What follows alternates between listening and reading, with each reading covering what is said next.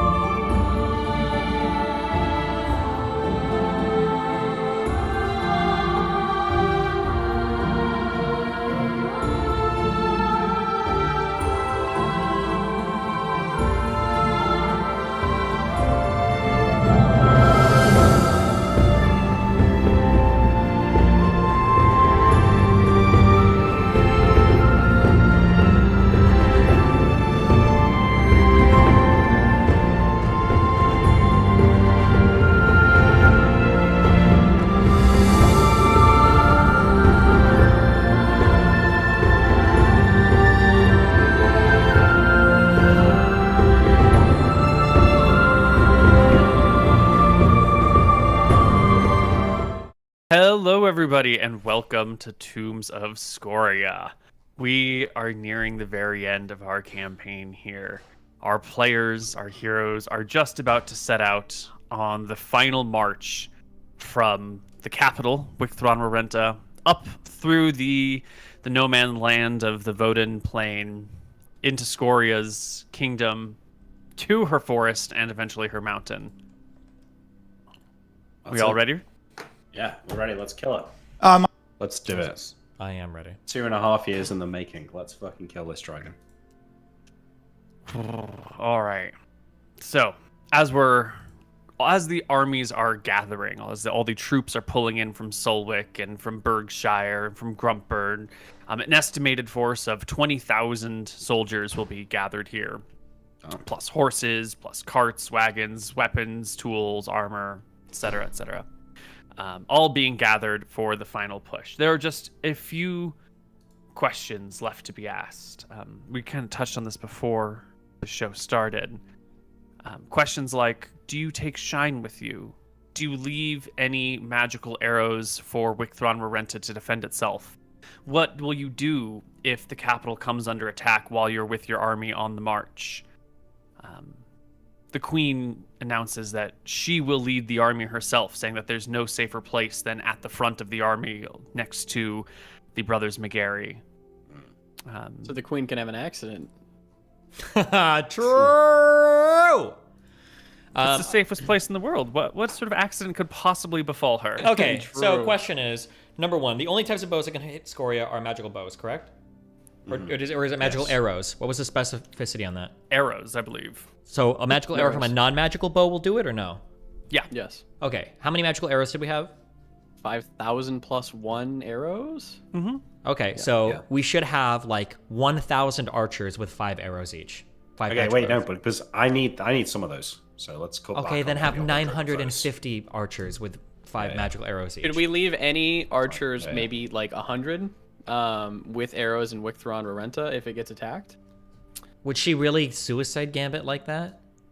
I think she might.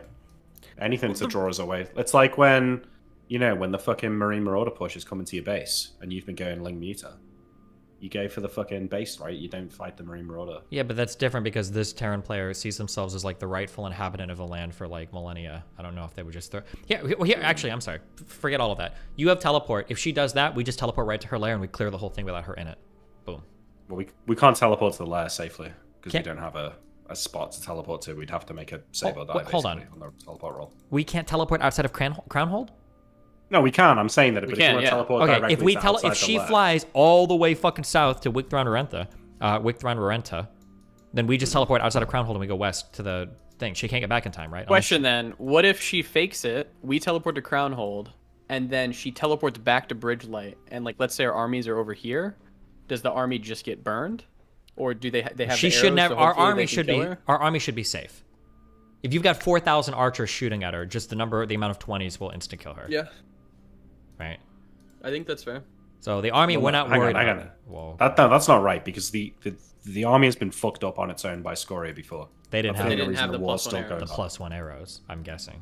So what about this? What if we have the Scoria thing or the old green dragon thing where they pick up a rock and they just dive bomb the army over and over and over from like the craziest heights? That's not gonna kill an army. Probably not. Yeah. It won't kill an army, but I guess at that point we take the capital. Yeah, but if you clump your army in order so they can reinforce each other with their +1 arrows on their bows, they will be clumped together enough that those rocks can do significant damage. She can't stop us like that. That gives us enough time to respond to it. I don't think that dropping rocks is gonna stop our army. Well, and also, where's she gonna get the rocks from? Right? If we're marching through, we're in the plains. You're right. Yeah. Yeah, we're marching through the plain. It's like she needs the breath weapon if she's gonna fuck the army up. So the question is, do we leave any arrows back at the capital? No, I don't think there's any point, right? So are we willing to lose the capital? I mean, I guess we asked the queen. Sure, we'll ask her. Of the assembled warriors, generals, queens, informants, guidance, counselors, and whatnot, the consensus, the idea that they've wargamed out on their own is to leave just a handful of highly skilled marksmen back at the capital with a small handful of arrows. This mixed in with regular archers who have non-magical arrows that Scoria won't necessarily notice the difference in between before they start striking her, will hopefully give whatever defenders are left behind in the capital just enough firepower to maybe make Scoria think twice. Maybe do enough damage to drive her back. If Arc Somber stays behind, if Shine stays behind, then a couple of good archers who don't need a 20 to hit her, but maybe like need a 15 to hit her, could help keep her at bay from obliterating the capital. We have 50 plus 2 longbows as well. Should we hand those out to, I guess, some of the really good archers either at home or in our new cohort of army? Mm-hmm. Mm-hmm. Okay. Yeah. Is there any distribution we want to do? We have 49 then. What longbows do the amazing archers who are staying at home have, and how many are there? Yeah, there is a group of maybe like 20 7th level archers who are masters at it. So they got +6 from level, +2 from mastery, +2 from dex. Then if they get +2 from the bows and +1 from the arrows, and then maybe a +2 to +4 from hiding within a castle and shooting at her, along with a bunch of arrows, so she can't really necessarily, successfully avoid them all that easily. That should give them a pretty good shot. So 20 7th level archers with maybe 10 arrows each. 20 +2 bows. Do we need to give them our arrows as well, or can the kingdom provide the arrows?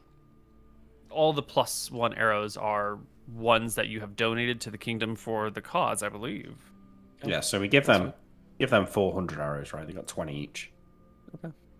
And we give them 20 bows as well, I guess. 4,600 left. And we have 29 longbows left. Okay, we distribute the 29 among the warriors over here. Whoever's the highest gets them, and then we hand out arrows. Okay. Keep in mind, we are probably going to want these bows back eventually. Yeah, whatever. I mean, I keep for myself, 100 arrows? Yeah. I don't think they're going to go through 100 arrows, so that should be more than enough. Yeah, that's fine. We're distributing everything then, so should we just get this on the record that we have 20 or 34 extra +2 spears to hand out? I don't know if this will help us mechanically in any mass combat die rolls. 31 plus 2 arming swords as well. Mm-hmm. What is this? Those can Wait, be real handed quick. out What is to- our army even expected to fight right now? The monsters in the Yeah. Okay, so Wormwood. we're running the whole fucking army through the wormwood and up into the fucking lair. Yeah. Based. Koibu, if you can just check or I can read it off, see if you want me just to read you the things that we're going to hand out and expect back. Yeah, I'm making notes here. So you 31 arming handed swords out- plus 2. 34 31 spears arming plus 2. Was 19 it watchful. 34 spears? Yes, 34. It's Okay. What was the next one? going to be 19 watchful ward masks. 50 chainmail plus 2. 20 plus 2 shields. 20 plus 2 shields? Yep.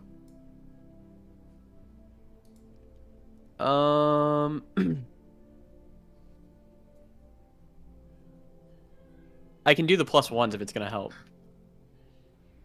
Yeah. Depending on what you're fighting, where and when, it's going to be.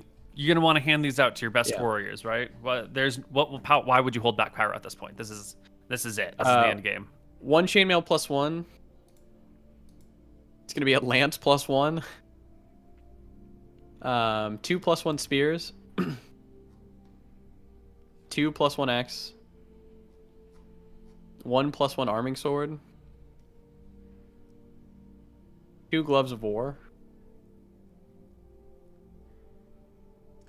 Are you guys cool handing out the rings of protection plus 2 to like the strongest people? There's 7 of them. I'm comfortable with handing out anything for this. Yeah. I mean, We this hand is out everything, 7 right? So we might as well, give it all out. We hand out Yeah. 7 rings of protection plus 2. The McGarry vaults are opened to the kingdom. Yeah, friend. 1 ring of protection plus 1. 4 rings of free action. Tell me if I'm going too fast. 4 rings of free action. 1 plus 1 staff. Nick, do you want to hand out some of your robes or staves to the wizards? I think the good robes I already. Shine's got Georg's robes, and I wear the other good set. Can I There give the is some robes other- of might to? Yeah. But we should give them to the Wayfarers. I was about to say to Jack. Wait, how many of those Yeah. guys are still alive? Well, all of them apart from the cleric, I think, right? Are they? Yeah, Okay. 3 are alive. Losers. Oh, there's more than 3 of them, isn't there? There were 4 to begin with. There was 4, yeah. Oh, was there only 4? Okay. There's a plate mail. We give the queen the mithril plate, I guess, if she wants it. It won't fit her, sadly. Okay. We'll hand the queen. Wait, we'll hand the what? mithril. +3? I think it would. Does a magical gear refit you It's not. automatically? The mithril plate's not +3. Oh, never mind. Yeah, it's just ordinary plate. Loser. What was the plate mail that you handed out? Just plate mail. Okay, just standard plate. Doesn't yeah. matter really. Are we gonna be? Oh shit. We should. Are we gonna be multiplaying when we go into the lair or whatever? Well, yeah, I need to know that because then I'm gonna start equipping Jack with some. Sick Yeah, shit. and I would start equipping Vosh. Koibu, thematically, what is the most appropriate? What do you think? What do you mean? Because I'm thinking each of us would probably take an extra party member in if we're allowed to play 2 characters. Like I would take in Vash and I would probably arm him to the teeth. Mooten would Oh, prob- yeah. I think when we get to the Dragon Lair, we can worry about who you have and how you're going to go in, and you can redistribute gear at this point. We're not going to... Okay, that's good. We don't... Yeah, why don't we just save all of that planning there, and we'll say you do that planning now, but then we'll actually plan it out right before it happens. 1 more bow plus 1. So +1. Okay. To help with moving of like just sheer stuff. 4 rings of telekinesis plus 25 pounds. Yeah, Oh, someone I guess just off so. the party sheet. 4 rings of telekinesis, 25 pounds. Yep. All right. I think that's it. It's everything obvious, isn't it? I mean, It's everything the robe obvious, of, yeah. the robe of scintillating colours we could give to someone if they're smart and wise enough, but I mean, it might actually be useful in a mass combat situation. Can Shine wear a phylactery? If it's magical? Of long You're health or talking whatever. about the phylactery. Yeah, Can I give Shine the phylactery of long years? I suppose. Sure. I don't We're think. just gonna have to serve us for longer. True. That's Yeah, true. does she want it? She doesn't have, and I'm trying to see if she already has a necklace item, and she does not. Well, she had an amulet of recall, but she's not wearing it. It's been destroyed. It's been Oh, destroyed. right, it's been destroyed. Excellent. So yeah, she can go ahead and take a phylactery of long years. There you go.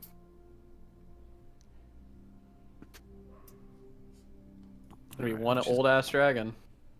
I mean, she's gonna outlive you all anyway, so. She's gonna serve the kingdom for many years, Koibu. Mm-hmm. Family. That's what it's all about, baby. Okay. What about Shine? Are you bringing her with you, or are you gonna leave her to defend the keep? Is she offensive or defensive? I wonder if we leave. Well, hang on. What if we leave Shine in Wickton Rental until we get to the mountain? No, I think we'd have to bring her with us because she can't come with us unaccompanied unless we teleport back to get her. Because if she flies on her own, Scoria could fuck her up, right? Yes.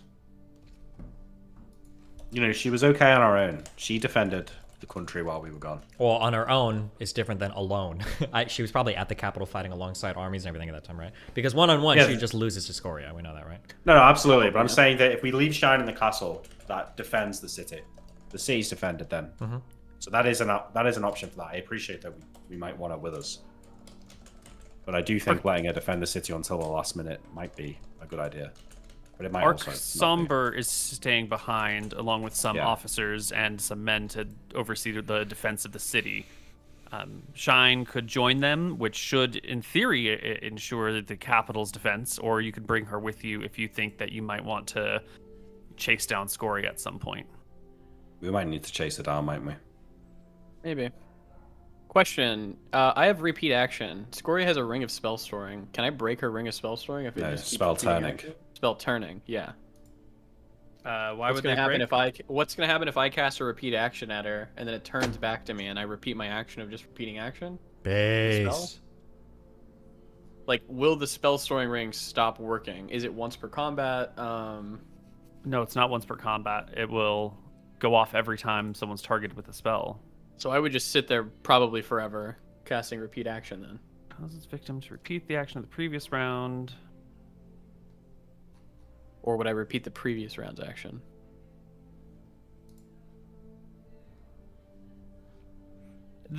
But you can't. If you cast repeat action and it's turned against you, you won't be able to cast it again because you don't have that spell memorized. Oh, you have to cast the spell like you have to have the Right. So if you have like, memorized? well, if you have an arrow, one arrow, and you shoot it and you get hit with repeat action, you I can't guess fire the a second arrow's arrow. not there. Yeah, so you don't have another spell slot to fire. That makes But there sense. there are rulings in Rings of Spell Turning for exactly that sort of thing. Like what happens if you set up a resonance where things just get bounced back and forth, and there are sometimes dire consequences depending on the die rolls. Thank you. Based. Oh, you. So, Shine staying behind or going out? Wait, so Tyrell's if Shine stays behind, we can teleport back and get her, right? I just want to make sure we're prepared to do that, right? Yeah. Okay. We could teleport back and get her. Then that is A-OK, okie dokie. Because our army should be safe because we got lots of bows and lots of arrows, right? Do you guys want to import on my spell list, or are you trusting No, me? Because you are I think the we're wizard. gonna be like- You'll know we're what gonna to be do like- with it. We're gonna be like buff monsters, right, Nick?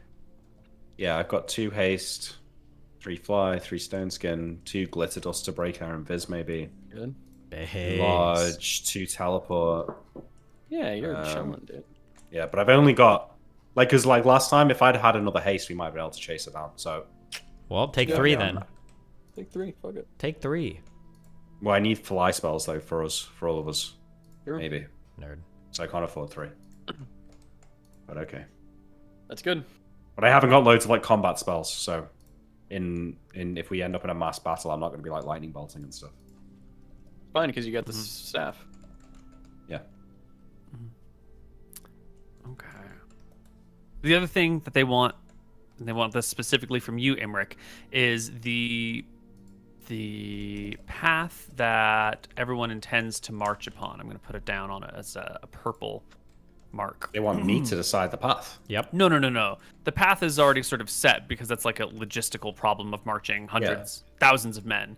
But the path will lead across a couple of rivers, and there is concern that some of those bridges might be out, particularly the bridge near Evermond, High Meadow, and then across the Dead River. Those are like the three major water crossings. We've already talked about Bridgegate and what we're going to have to do there with Fabricate. That's a known issue, but we're going to need a bunch of Fabricates to cross the river at Evermond if that bridge ends up being out, and a few for High Meadow, and a few for the Dead River. I need to know. So, okay, but I need to know like the morning. I need to know what days we're going to be crossing the rivers, because I can't just hold a bunch of Fabricates in my spell list. But if it's like, okay, today's the day we cross the river, it's this wide, you're going to need X Fabricates.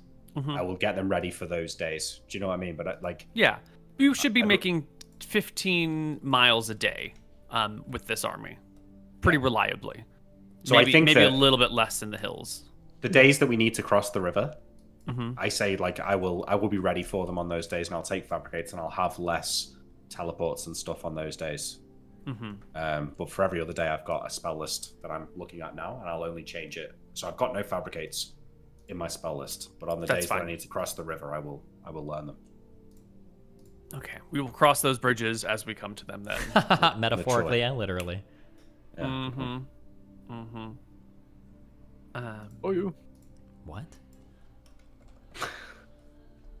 The Bane meme. You wouldn't get it. Wouldn't get it. All right. Oh, wait, can we talk about my persistence and my contingency, Neal? Yes. Yes, okay. So, I want my contingency to still be Fire Shield on a command word. And I want my persistence to be being able to cast haste without casting it, right? Basically, I want to be able to just like... So you want to be able to turn haste on yourself at will. No. There's two ways you can use persistence. You can have it so that you've got a spell that's on you that you can turn on and off at will. Or you can have a spell that you can cast at a moment's notice, without basically taking a round to do it. So I'd like to do that with the haste. I want to have it ready. What I want to be able to do is haste us and we go on Scoria, like, in an instant. You know what I mean? Mm-hmm. I can post it. I paste it in the chat here. So you're looking at number B, like it's like in two parts. It's like A and then there's B. So like held spells that have an instantaneous effect, such as most attack spells and some movement spells like teleport or dimension door, can be rendered persistent. The held spell may be activated or discharged at any time during the duration of the persistence. So that's a week. Sorry, no, it's 15 days. But its magic is then exhausted as if it had been cast normally. But doesn't that first sentence say instantaneous effects, like attack spells and teleport and dimension door? Doesn't that preclude haste? Oh, I don't know. Well, no, haste is an instantaneous effect, isn't it? No, but haste has a long duration, right? Haste lasts for many, many rounds, and they're saying these are spells that don't have ongoing effects. These are instant effects, right? All the spells that they list are you cast it and the effect is over right away. Dimension door, you just teleport. Teleport, you teleport. Lightning bolt, you just rip open some lightning and hit something. He's been using fly as persistence as well. Yeah, but I've been using it under the other. Right, that's under type A. Okay. Yeah. Okay, if that's what you want to do, Neal, then let me think about what I want with persistence. But okay. Okay. I think that's what did you want for contingency? I want fire shield, but I want it on a command word. So it's like a command word that I say. Go gadget fire shield. I think is what I had as the command word last week or last time we played. But I want to be able to put fire shield up without taking a round to do it. You know, so like if Scoria is coming at me, breath weaponing me, I can put that up without using my action to do so. Go fire shield. Go gadget fire shield. Go gadget fire shield. I wonder how many people don't even understand what you're saying anymore. I know. Sad, isn't it? We should feed them to the dragon. I think so. Okay. Persistence. No, contingency's ready. You're gonna think about persistence. Okay. I think I keep persistence on fly then, like I had it before. Yeah. Okay. So like on option A where I can turn it on and off. Right. Yeah. Excellent. Shine is staying behind, and you will get her as needed. No, wait, is that right, Cyril? What do you want to do? Is Shine coming with us? No, I thought we We already did said the Shine is Pickard. going to stay at the Okay. capital, and then when we get Yeah. there, we're going to teleport back. We're going to pick up Okay. Shine, and then we're going to. And then we'll fly with her. Okay, that's good. Yeah. Excellent. The queen will ride her horse with her armor and and with her armor and all of her gear and everything that she needs, and her soldiers and her generals and her men. The queen's men. That is the three of you. That you are they. As the last day of preparation has passed us, and we are just about getting ready to bed down for the night before the next day, before the final march out of the capital, the queen will pull you aside, Imric, for a brief short conversation with you. This is the late hours of the afternoon, the wee hours of the evening. Everything is more or less done. Dinner is being prepared. Everyone's gone to wash up for what they need to do, and the queen sort of grabs you and pulls you aside a little bit and says to you, Imric, my nephew, Arch-Wizard of Mystria. Soon. I've one specific request for you. Of course. Well, I have heard you have used some sort of spectral steed, some sort of undead skeletal Well, mount. It's not quite undead. It's conjured in nature. But unfortunately, the wizard that created the spell had a flair for the dramatic. You and I may understand the difference between these things, but the ordinary people of Wicthron Renta, of Mystria, of Drekis, may not see the nuance of difference or appreciate it. It's not a good look for the Empress of Arcadia and the Queen of Drekis to be riding alongside perceived undead mounts or aids, or to be in the league with the undead in any way, shape, or form. I understand. The spell allows me to keep up with Scoria. Whilst I'm fighting the dragon, I may use it, but I'll be sparing, and once this is over, I'll find another way. For the march towards Dragon Peak, I will stay will on it be foot. problem? No. I can Only provide if you the with dragon- a fine mount. Yeah. Only if the dragon shows its face will I summon my steed. Certainly, if we are in a life or death situation, I would not ask you to hold back for the sake of image. Ever. But until that situation, please be conscious of how your actions reflect on this final march. Of course. Good. Good. She pats you on the shoulder and heads off, flanked by her guards, to head back to their rooms to get ready for dinner. Yeah. That's fine. I'm a little bit annoyed, but I understand. At the final dinner here, we're all sort of seated, and Anton, you find yourself seated next to a familiar general. This is one of those folks who you've seen around. This is that guy that had that really strong grudge towards you long ago. When remember, I don't know if you remember that, but there were some folks you would talk to that we never delved into their names or their histories, and they were just showing up from time to time. And with your ability to feel grudges and vengeance and anger and interpersonal hatred or whatever, this is one of those folks who you could feel the wrath boiling off of in your direction. But now, as you sit next to them, I wouldn't check. You wouldn't check? No. Anton's trying not to use as much of his clerical shit. So he doesn't care what the guy thinks of him. Okay. Well, as everyone's sort of sitting or getting ready for dinner and coming to sit down, before the food is quite brought out, there's some drinks and there's some conversation. The general turns to you.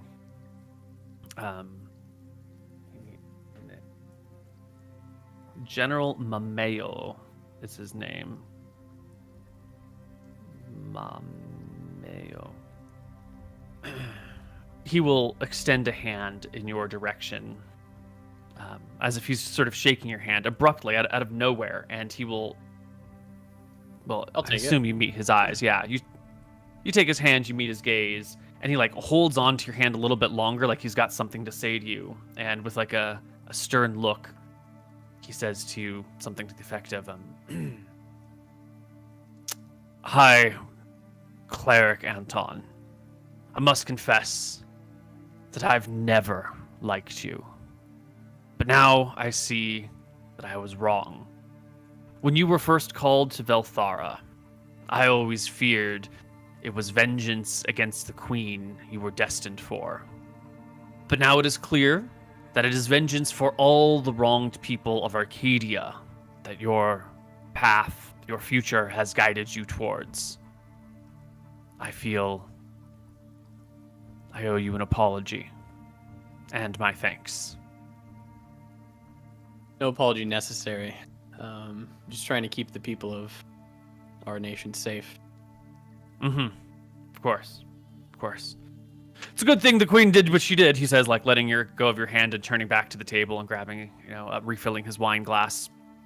No disrespect to your mother, but the Queen has done a remarkable job of holding the kingdom together. Every other kingdom has fallen apart or into ruin, civil wars, whatnot. The past was hard, but I think it was all for the better. Anton will give him a stern look. My mother gave her life for this kingdom. Watch your tongue. And he'll walk away. Okay. All right. Last night, last dinner. Do you feel comfortable sitting next to this guy the whole time? You're going to start any other shit with him? Anton's not going to start any shit. He's just going to ignore him probably. He's pissed off. Okay. Yeah. I mean, you guy can sense that there's some sort of anger coming out of you, and he leaves you alone. He's not trying to provoke you. He was, my mom if anything, just he was died. trying to be nice. Yeah, he was, but then he shit talked my mom unintentionally. Yeah. Okay. He knows he fucked up. Tyrael, at this final last dinner before everyone is set off to go, there is a moment, if you would like to take it, to say something, to make some sort of rallying speech, to do any sort of grandiose activity. It's not necessarily expected of you, but I don't know if you are interested in taking reins at this point. This is just like the elitist of the elite, like the generals and the queen and everybody, right? Yes. Are people looking to me like they expect me to say something, or would this just be me and like my bravado standing up and deciding that I need to This say would something? I just want to give you an opportunity if you've got that bravado. Everyone's seated for dinner. There's a moment where there's a lull, where if you were so inclined, you could take up the mantle of responsibility and give some words, but you are absolutely not obligated to. The Queen will probably say something. I will stand up. And I will look over the table with all of our generals, and I will say, "My brave brothers and sisters of Wicthron, Rorenta, and my faithful fellow citizens, servants of the Queen, tomorrow and the coming days will be fraught with danger. Scoria will do everything she can to try to stop us on our inevitable march towards her lair. But just trust whatever the Queen says, whatever the three of us say, as long as we all stick to whatever plans we've got made out, as long as we don't panic, as long as we hold strong to whatever plans we make, we will succeed." How long is the expected travel going to be? How long does it take us to get there? Is this like a week's march or like...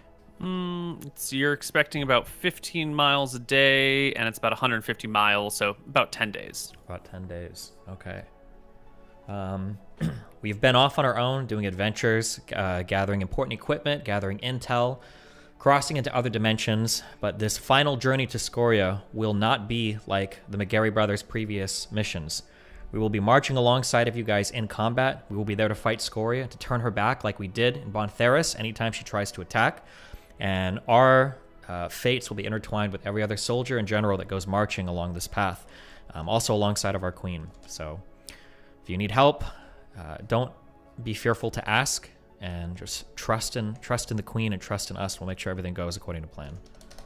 Yes, there's, very polite applause and some, hearty hear-hers coming out from the assembled officer corps and wizards and clerics and whatnot sitting about.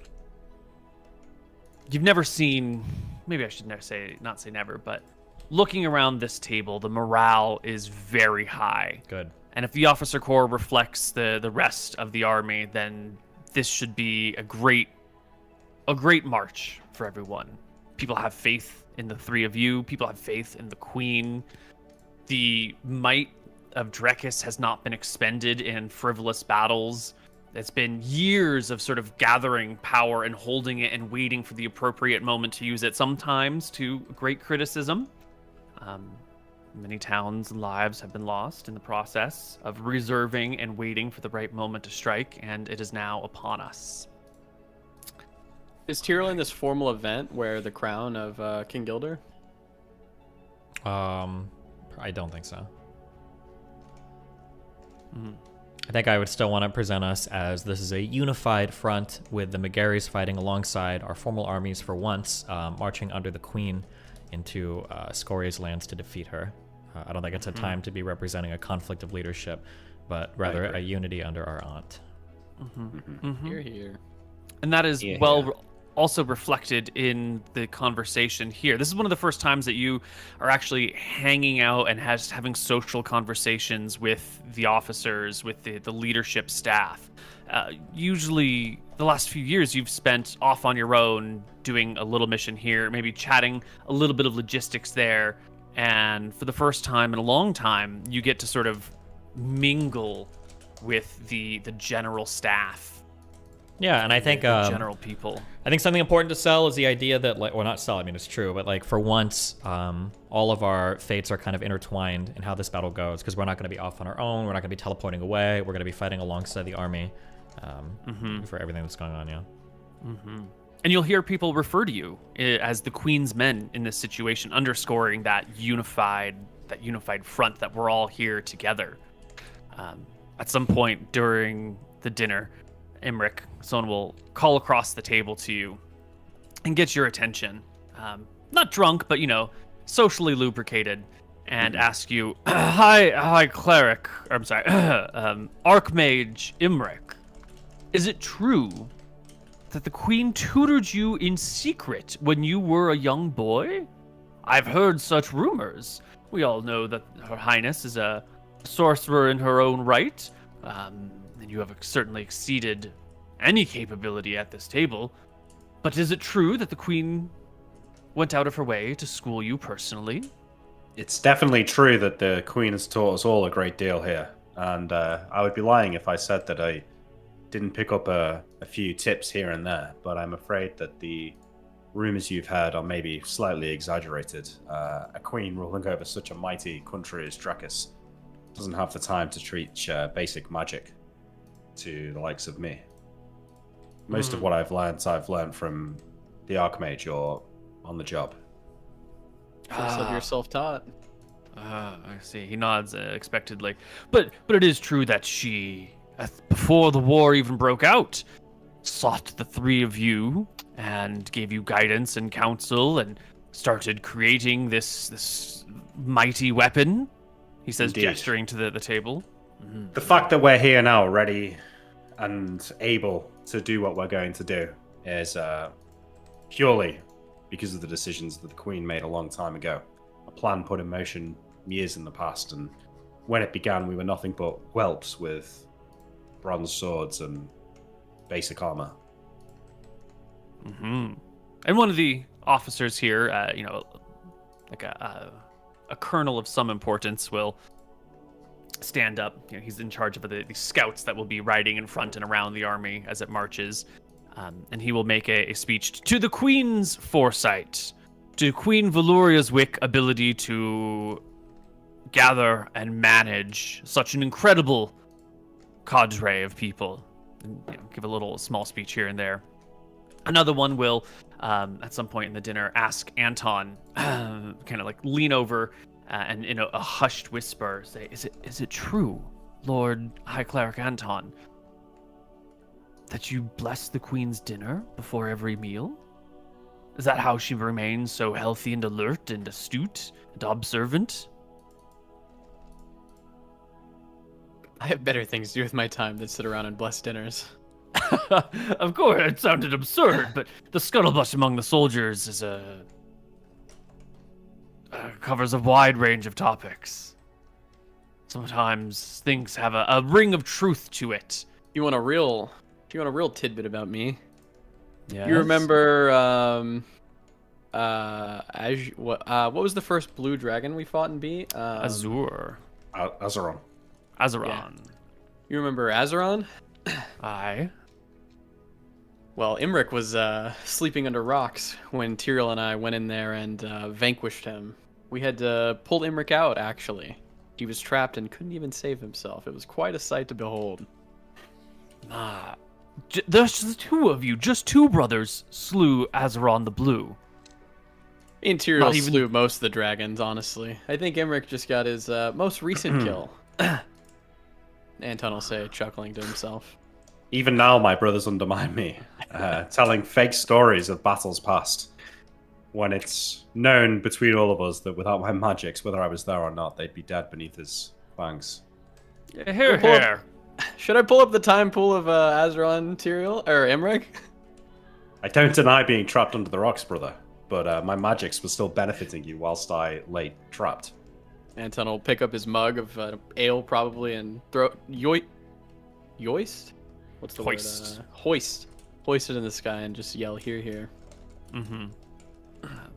Someone will ask Tyrael at one point, Lord Tyrael, King of Mystria, tell me, how many dragons is it that you have slain with your own hand? Well, there's many a chatter, and the official kill score is a matter of much dispute. Tell us, how many have you slain? Blow, or just like how many have we killed? I'll take a swig and I'll lean forward and I'll whisper and I'll say, allow me to put it this way. Aeons ago, there were legendary weapons that were created just to slay dragons. These 4 dragon-slaying weapons, some may have even reported seeing at our sides. We were the first warriors in the history of Arcadia to satiate the thirst of these weapons, so much so that they don't even work anymore. And that's why you see us carry other magical weapons at our sides now.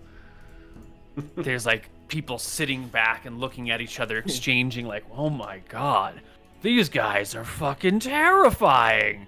And lots of like conversation. Tell the weapons, is it true they speak to you? And for the first time, people have an opportunity to ask you all the questions that they've heard of, all these like legends and rumors people have heard about the dragon slaying weapons from distant repute. And you know, did they talk to you? What did they say? What did they sound like? How many dragons did you kill if you were able to satiate their bloodlust? Just question after question about, you know, the tools at your disposal that they've never had. Can I see the sword, the Harbinger sword? Can I hear? Does Bloodletter still vibrate and sing? Tell us these stories. I'll indulge and I'll ham it up a lot as I speak to them. So yeah. Excellent. Okay. Hey, wait, Shine's not in the room with us, is she? Well, yeah. If Shine is there, Anton, is Shine there? Shine's gonna stay for the defense of the castle, so she's probably not here. She's off doing dragon stuff. I think it's just the humans here. I'll still speak up at the end after Tyrael does his thing. Not to undermine you, Tyrael, but I do think I would give up all the dragon-slaying weapons in the world for our comrade Shine. She's done a great service to this kingdom and has protected all of our families more than once.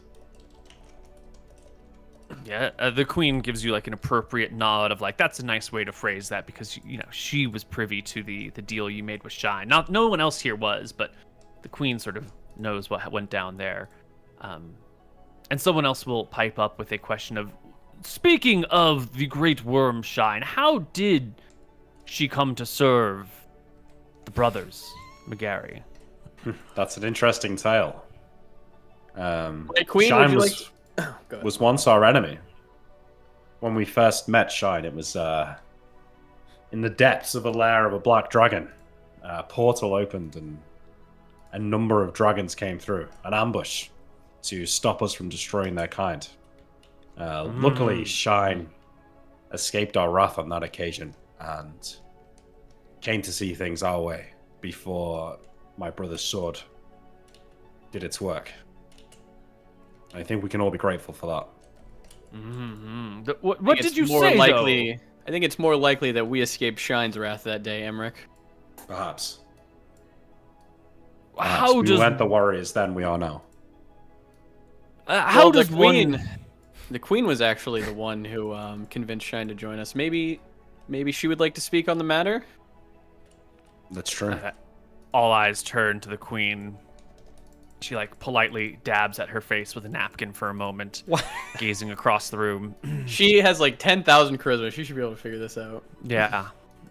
She looks across the room and says, "My dearly beloved advisors, you wouldn't expect me to reveal my greatest secrets to you here in this room, would you?" And everyone sort of takes a laugh and says, but Queen, your Majesty, how do you convince a dragon to work with? I mean, serve the family for 5 generations?" And the Queen gives a, polite half smile and teases them with half answers and sort of insinuations, but never actually quite saying what it is or how it happened, just keeping it as a, I have my secrets and I'm not going to tell you how these things came to be, which only drives these people more, ravenous with questions. Is Emmerich drinking right now, or is he just like chilling? He's not a bore. Is he drinking alcohol? He's having a drink, yeah, but not. I don't think he's getting like smashed.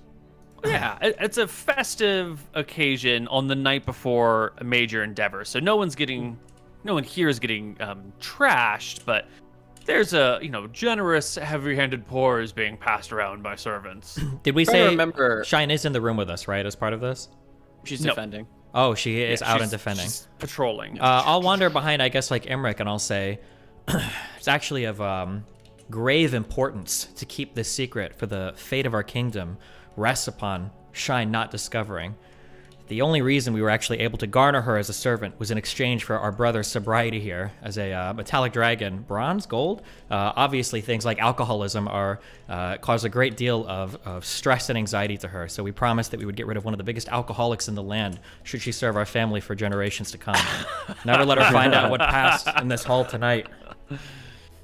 Indeed, and I've almost been sober a year. I raise a glass. People look at you. Hasn't Shine been serving us for many years now? Oh, it can't be more than 2 years, no? I mean, they're just joining in on the cube. I say the exact time, but if it's been 2 years, I say 2 years. Okay, sure. Is Tyrell's... Oh, sorry, go ahead, Nick. I was just going to say, but who am I to deny the opportunity to celebrate such a great victory? As I raise a toast and take a drink. To Shine comes the next toast. To Shine. Is Tyrell wearing the, I assume not now, but I remember when he was doing the big speech about how we killed, the king and whatnot. The armor of command? You were in the armor of command. Yeah, is Tyrell in the armor of command at the dinner? No. I'm just kind of trying to figure out where he's at. Okay. No, I'm just wearing my normal, whatever normal dragon shit shit would be. It'd be weird to wear plate mail to dinner, though. And I don't want to outshine the queen here. That'd be like wearing a white dress to a wedding, right? Yeah, it was just I'm just not sure what Tyrell's going for, I guess, on the outshining the queen, because he did do it when we were bringing back the head. So I guess I'm just trying to... Well, back then, I just wanted people to see that... I don't remember my speech exactly, but wasn't I giving props to the queen as well for having us? I think you did give props to the queen. Yeah, I think it was to show... The point of that was to show that, one, even though we've been gone for a long fucking time, it's worth it. We're actually doing real shit. We're not just, slaying dragons and doing, fantasy shit in the background. We actually killed the king of, the enemy shit. And I wanted people to know the McGarrys and the queen get credit for that. I just wanted it to be seen there. But, but here, this is the queen's operation. I want her to feel good about it. We don't want to upstage her. Yeah. Yeah. Makes sense. Anything else need to be hit? No. I think it's pretty much that. The next day, everyone gets a nice early wake up. Everyone's roused by servants at the crack of dawn. Food and water are brought to everyone. There's no aspirin. Scoria's in her castle and on her dragon mountain right now. There's no aspirin, but the old-timey equivalents, little pieces of willow bark, may be brought to those that might need it. And soon the army gathers in the main courtyard of Wicthron Marenta. And while everyone is gathering, while everyone is preparing to head out, material, you will be introduced to some new faces. The queen comes by with her escort and her guard and a whole bunch of scholars, academics, servants. You're not quite sure who these people are yet, in tow behind her. And she will introduce these people to you. She will say that you might recognize actually a few family crests on people's clothing. Like, you've heard of that family, and you've heard of that family. Some of these people are definitely nobles, but you don't actually recognize any faces. She will tell you that when you take over Mystria, maybe I should say it in her voice, Nephew McGarry, as you take over Mystria, you will find that you will need advisors, people to delegate tasks to. You're going to need counsel, a treasurer, all sorts of positions.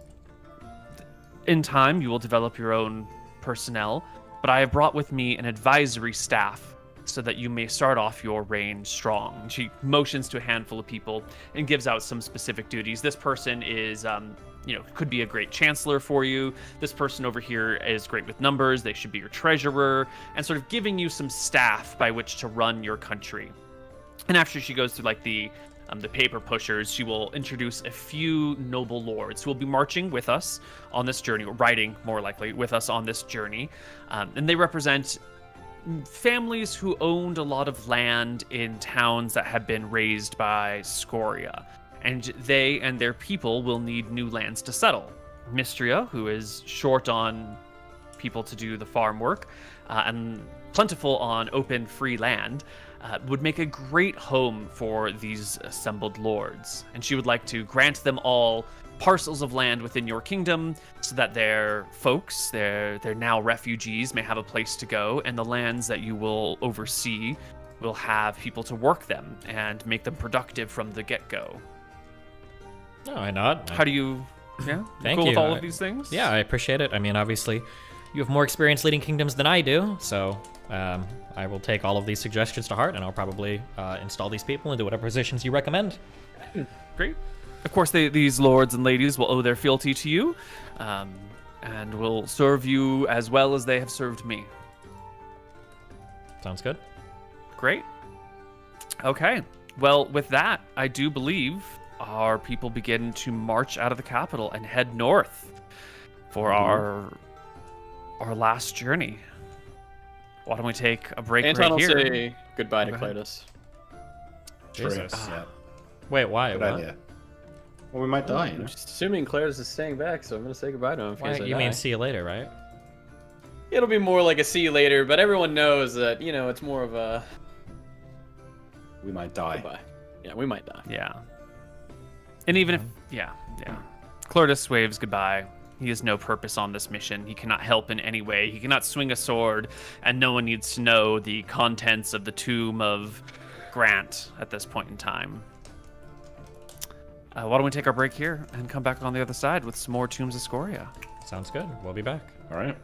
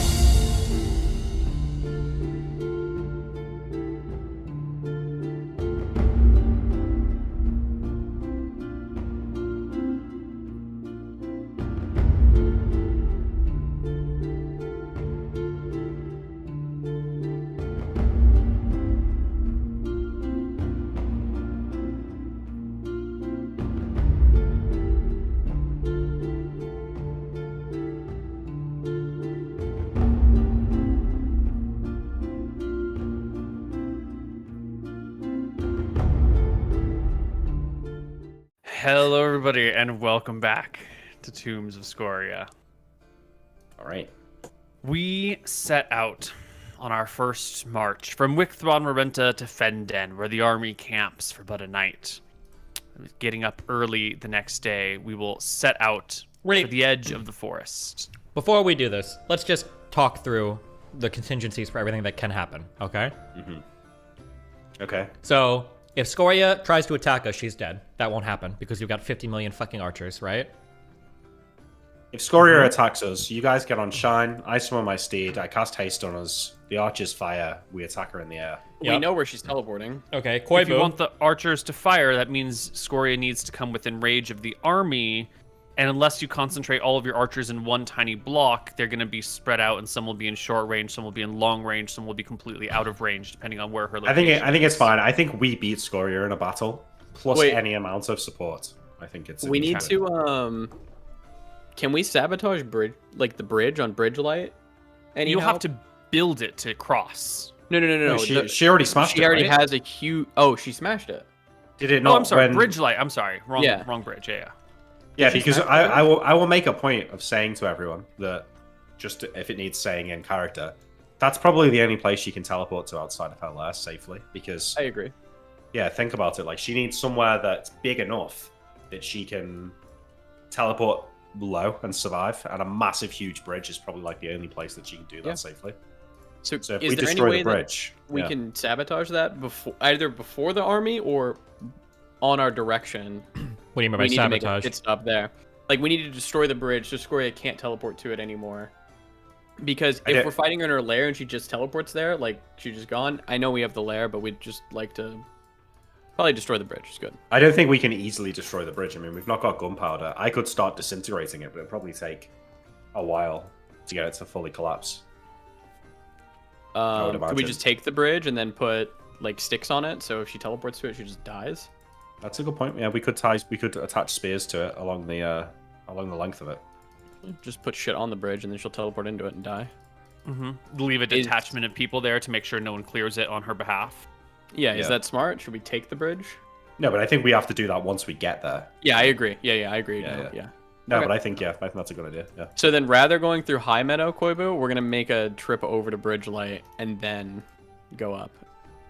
If that makes sense. Sure. The road is going to be the fastest way to march an army rather than across Yep. the field, Yeah. which is why we've taken this route yeah, to so High we'll Meadow. go this We'll way. just take it. We'll And then we'll double go back. to we'll go to High Meadow, and then we can take a contingent to the bridge. Yep. Maybe. Perfect. I'll Yeah. draw another arrow to the bridge.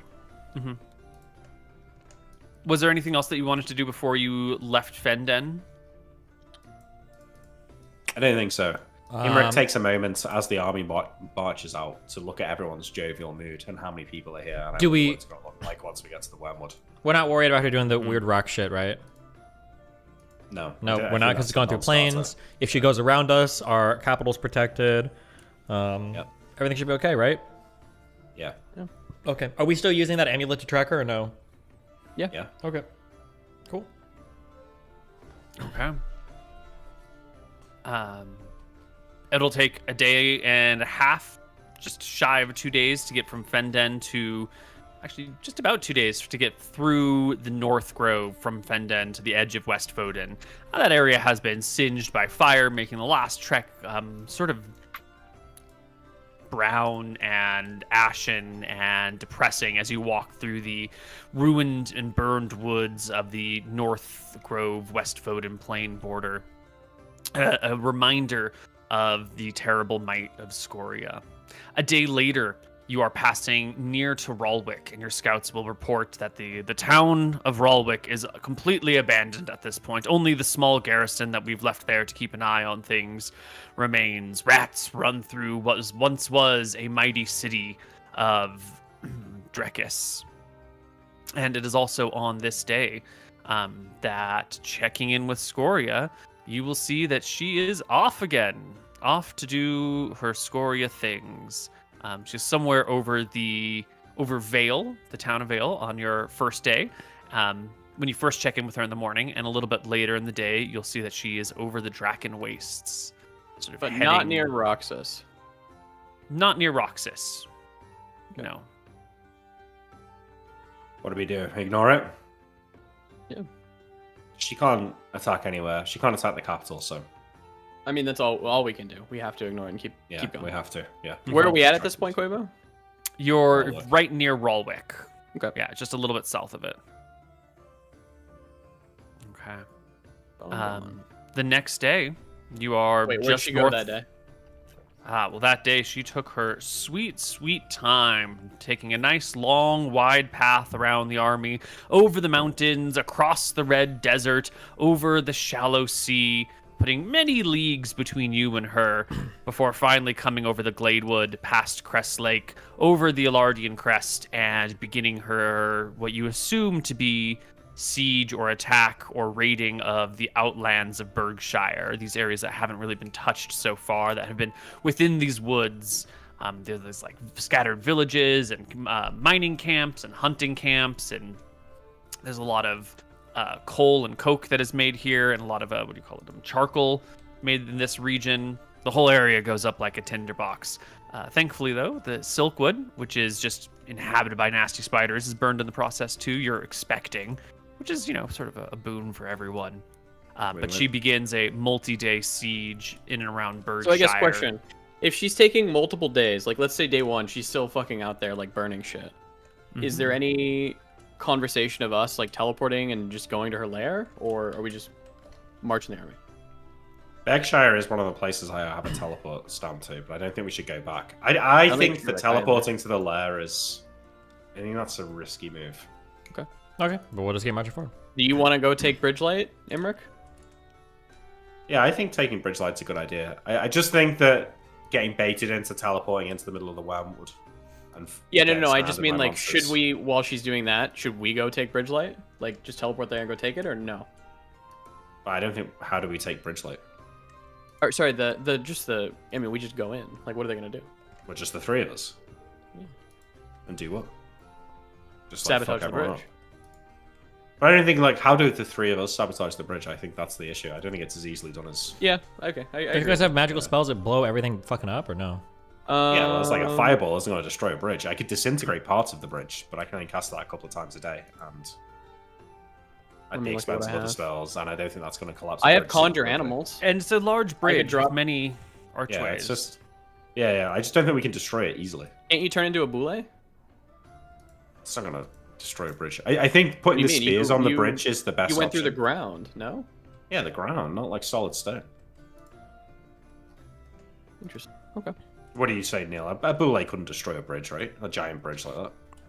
You can have that theoretical conversation that, maybe you could... Boules don't really go through stone, but maybe you could undermine the ground underneath. Like, you can have a conversation about the process, but you're not going to have any answers until you try it for realsies. Yeah, I advise that. I don't think it's possible. I think that setting up spears on the bridge and then defending it is the best way. I agree. Let's just let everything burn and... I don't say that in a mean way. I think we just go and actually let everything burn and finish it up. True. It's the cost of Doing business. war here. She will vanish from Berkshire, appear near the Bridgelight Bridge, make her way home to Dragon Peak, and rest there for a day or so before any other actions happen. By then, you will have made it to Bridgegate. Imric, you needed to know when you needed fabricate spells, right? Yeah, and how many? So, like, how big's the crossing here? Right. The crossing at Bridgegate is going to take you no less than 5 fabrication spells to make. Okay. That will, sufficiently allow people to cross the bridge in a timely manner where, a raid or a disaster wouldn't cause major problems. Yeah, okay, so I can do that, and on this day, I don't have teleport, I don't have lower resistance, I don't have improved invis, and I don't have ultravision, and that gets me my 5 5th level spell slots to be able to cast Fabricate 5 times. Okay. Then you will arrive at Bridgegate that day, and a few spells later, have Fabricate a Bridge, cross on over, and the whole army will begin to move towards Half Hill. Okay, I fix my spell list for the next day. Yeah. By the time you are nearing Half Hill, another 15 or so miles later, Scoria is once again heading out to the west, over the Elven Forest, over the Draken Wastes, over the Draken Ridge, and coming down once again across the Red Desert, through the Shallow Sea. And this time you'll find that she makes you can't really check in. You're not scrying on these places. There's no point. There's nothing you can do. But Anton's just keeping this presence of where Scoria is. And she is, near the North Grove, near Fenden, near North Grove, sort of flying in and about that area. And as evening falls and you are in Half Hill, from the distance of maybe 100 miles, you can see like a rosy glow that evening in the south, indicative of great fires, probably in the woods, maybe in a town. But the whole army can see the glow in the distance, and the large plumes of smoke rising will be evident in the daylight again. How's morale this night?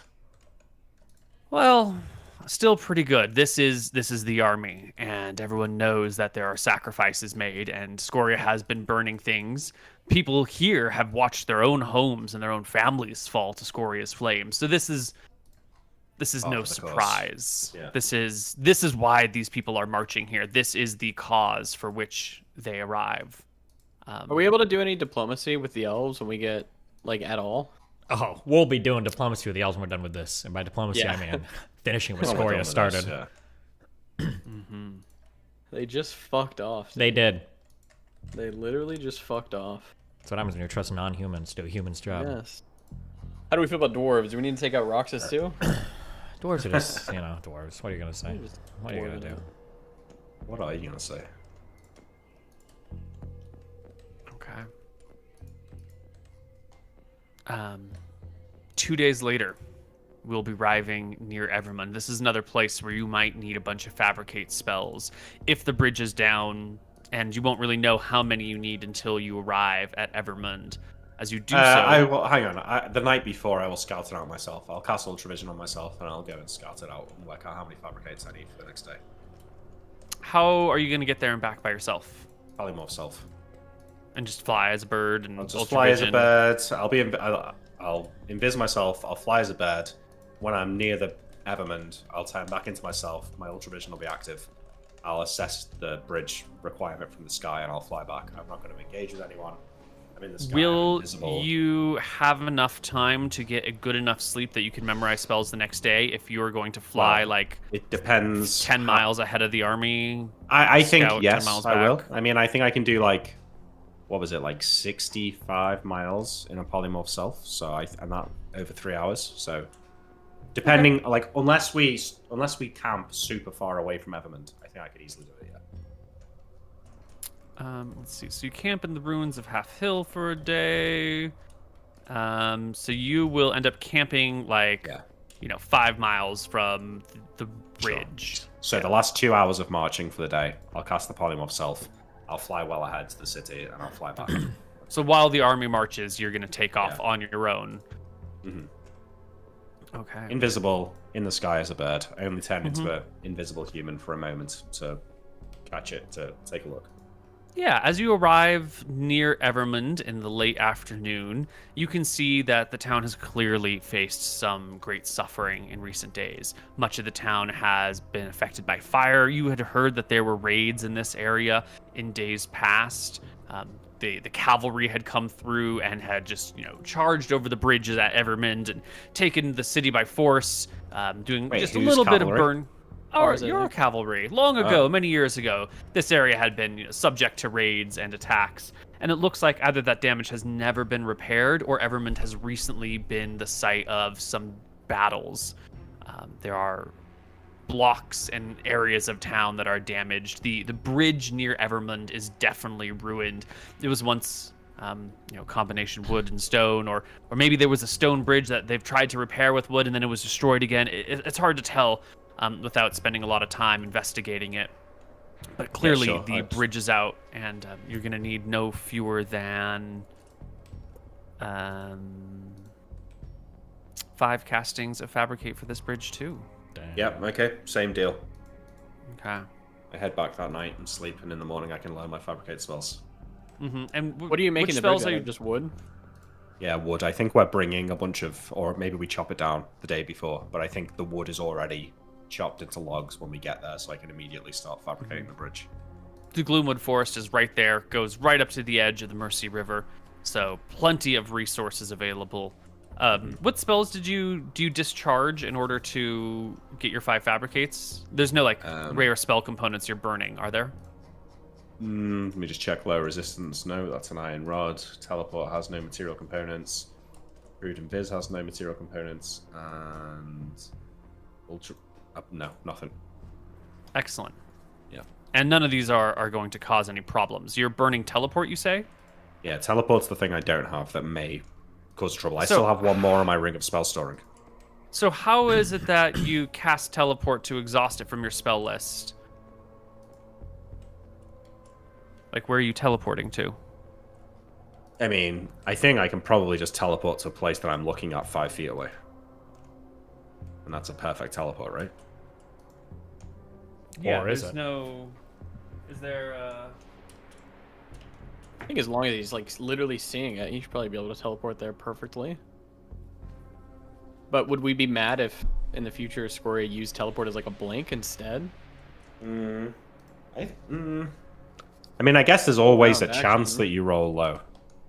Yeah, there's always Right. a 1% chance that you roll low. Could you just set up a chair, or I imagine if we're marching with wizards and stuff, they must be bringing materials to like build a temporary. Like I think even we were bringing that shit in older campaigns where we'd have like just temporary shit to set up a stand for teleportation. Yeah, if we're chopping Yeah. wood the day prior, we can probably make you a teleport stand. Yeah. Yeah, You I tell think some people to hastily erect a structure 10 feet above the ground that you can one that I stand can on. just see. As long as I can Right. see it, I don't need to study it. I can just... Yeah, there you go. I mean, like, if we're really getting into the weeds about burning the teleport spell, I suppose I need to do that to be safe. Yeah, that's fine. Yeah, I figure you have an ability to do this, but I want to get a flavor of what it's Yeah. like when you're marching with an army and you've got these complicated spells that you might need to burn. You know, are you throwing out lightning bolts into the air? Are you having to build No. temporary structures to burn your teleport? Like, what is the vibe of the march? Are you commanding I soldiers to think work you're with probably you, or right. are you just doing everything on your own? I think I'd probably get a few soldiers to help make me a teleport stand for this day, or for the day before the bridge. You know. Yeah, that's not a hard thing. There are poles and tents and tools available. Someone can get, get the floor of a wagon, or just hoist an entire wagon up on stilts Well, and it's watch. just let a you standard. teleport It's to a it. standard watchtower, right? Basically. Mm-hmm. Yeah. So I think it should be basic stuff. I mean, we're probably even building little watchtowers at the end of the night anyway. I mean, the Romans made walls and watchtowers every night when they camped. So. Mm-hmm. True. Okay. Well, the next day, you get to Evermond and the Mercy River and the Gloomwood Forest and the bridge that is to be built. Sorry, the Mersey River. Mercy. Mersey. Mersey. It's literally a river by where I live. It Well, must that's be not what it's named that. after, but thank you. Sure it is. You probably got it from chat. Somebody said it. Oh No, it's a destruction of the word mercy. You've got the Dead River and the Mercy River, which bodies are floated down in like old style traditions to get rid of them once you've died. And so people will float down the Dead River to Lake Edric, or they will float down the Mercy River, whose name has been sort of warped over time to be spelled differently, before they fall off the waterfall into the Western Canal. All right. Okay. Do you believe any of that? Do you think you just made all of that up No, to get by that I epic don't. ownage that you just unleashed upon I them? feel like originally it was named after the Mersey River, but maybe it's been warped. You know, there's a lot of names.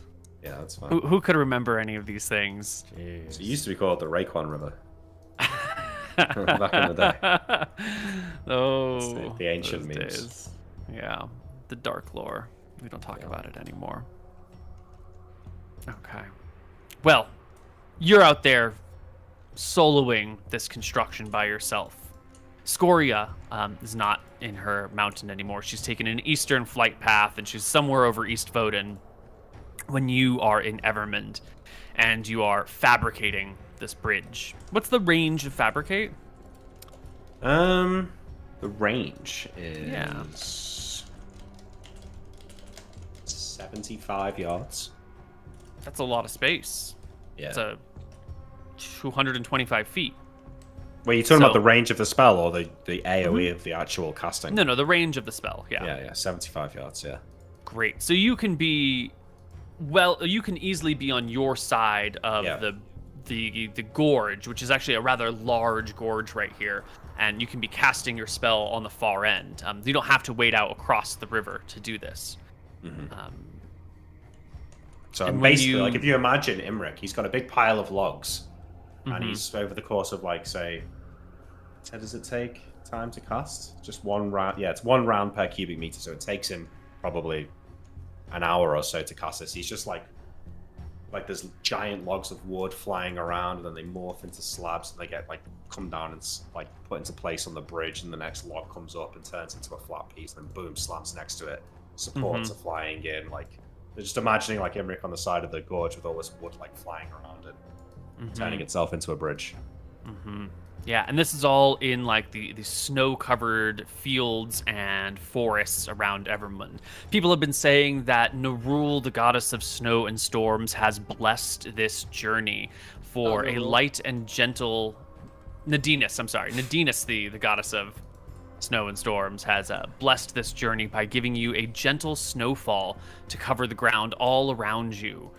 This is fantastic because invisible footprints will easily still show up in snow. And so if you've got your horse riders at a distance, they will be able to see if anyone's sneaking up to the army. There's been questions all along about the queen leading the army, riding up front, shoulder to shoulder with the great warriors. What about assassination? What about, invisible wizards throwing themselves in a suicidal ditch to kill the queen at the last moment? And this sort of snow cover that's been sticking to the ground for a few days now is considered a good omen by all. But as the bridge finishes and its frost-free planks finally form the last segment, coming out from Evermund, where, of course, all the citizens, all the people in Evermund can see this bridge construction happening over the course of an hour or whatever it is.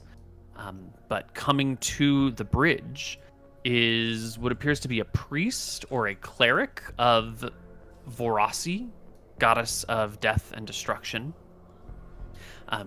She wears dark robes. She has a clear, white amulet made out of some sort of animal bone in the shape of the downward V of Vorasi's symbol. Is this the one we met before? You've never seen this person before, you don't think. She's at a great distance. She's in enemy territory. There's a lot of clerics, who knows? But she does begin to make a cross across the river, across the bridge towards you. And I imagine you've got some folks around you to help you with whatever you may need.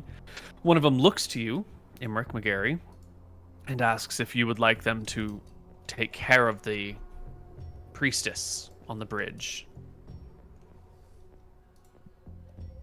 Wait, sorry. Who's asking me? Just some random soldiers? Yeah, you've got some soldiers with you to like maybe gather some supplies. Or they've brought wood, or maybe they're setting like a little guard around you to make sure some random thing doesn't come up. You've just got a pack of assistants and a couple of knights nearby.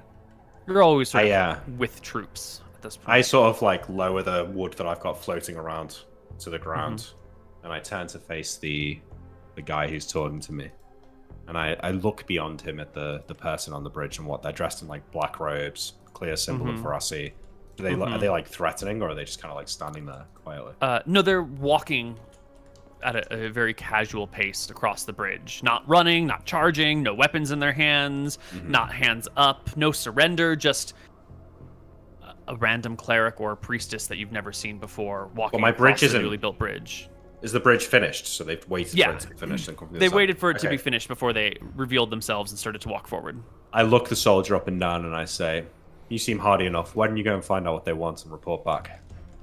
The soldier scampers across the newly finished bridge, meeting the cleric halfway, and will return momentarily, saying to you,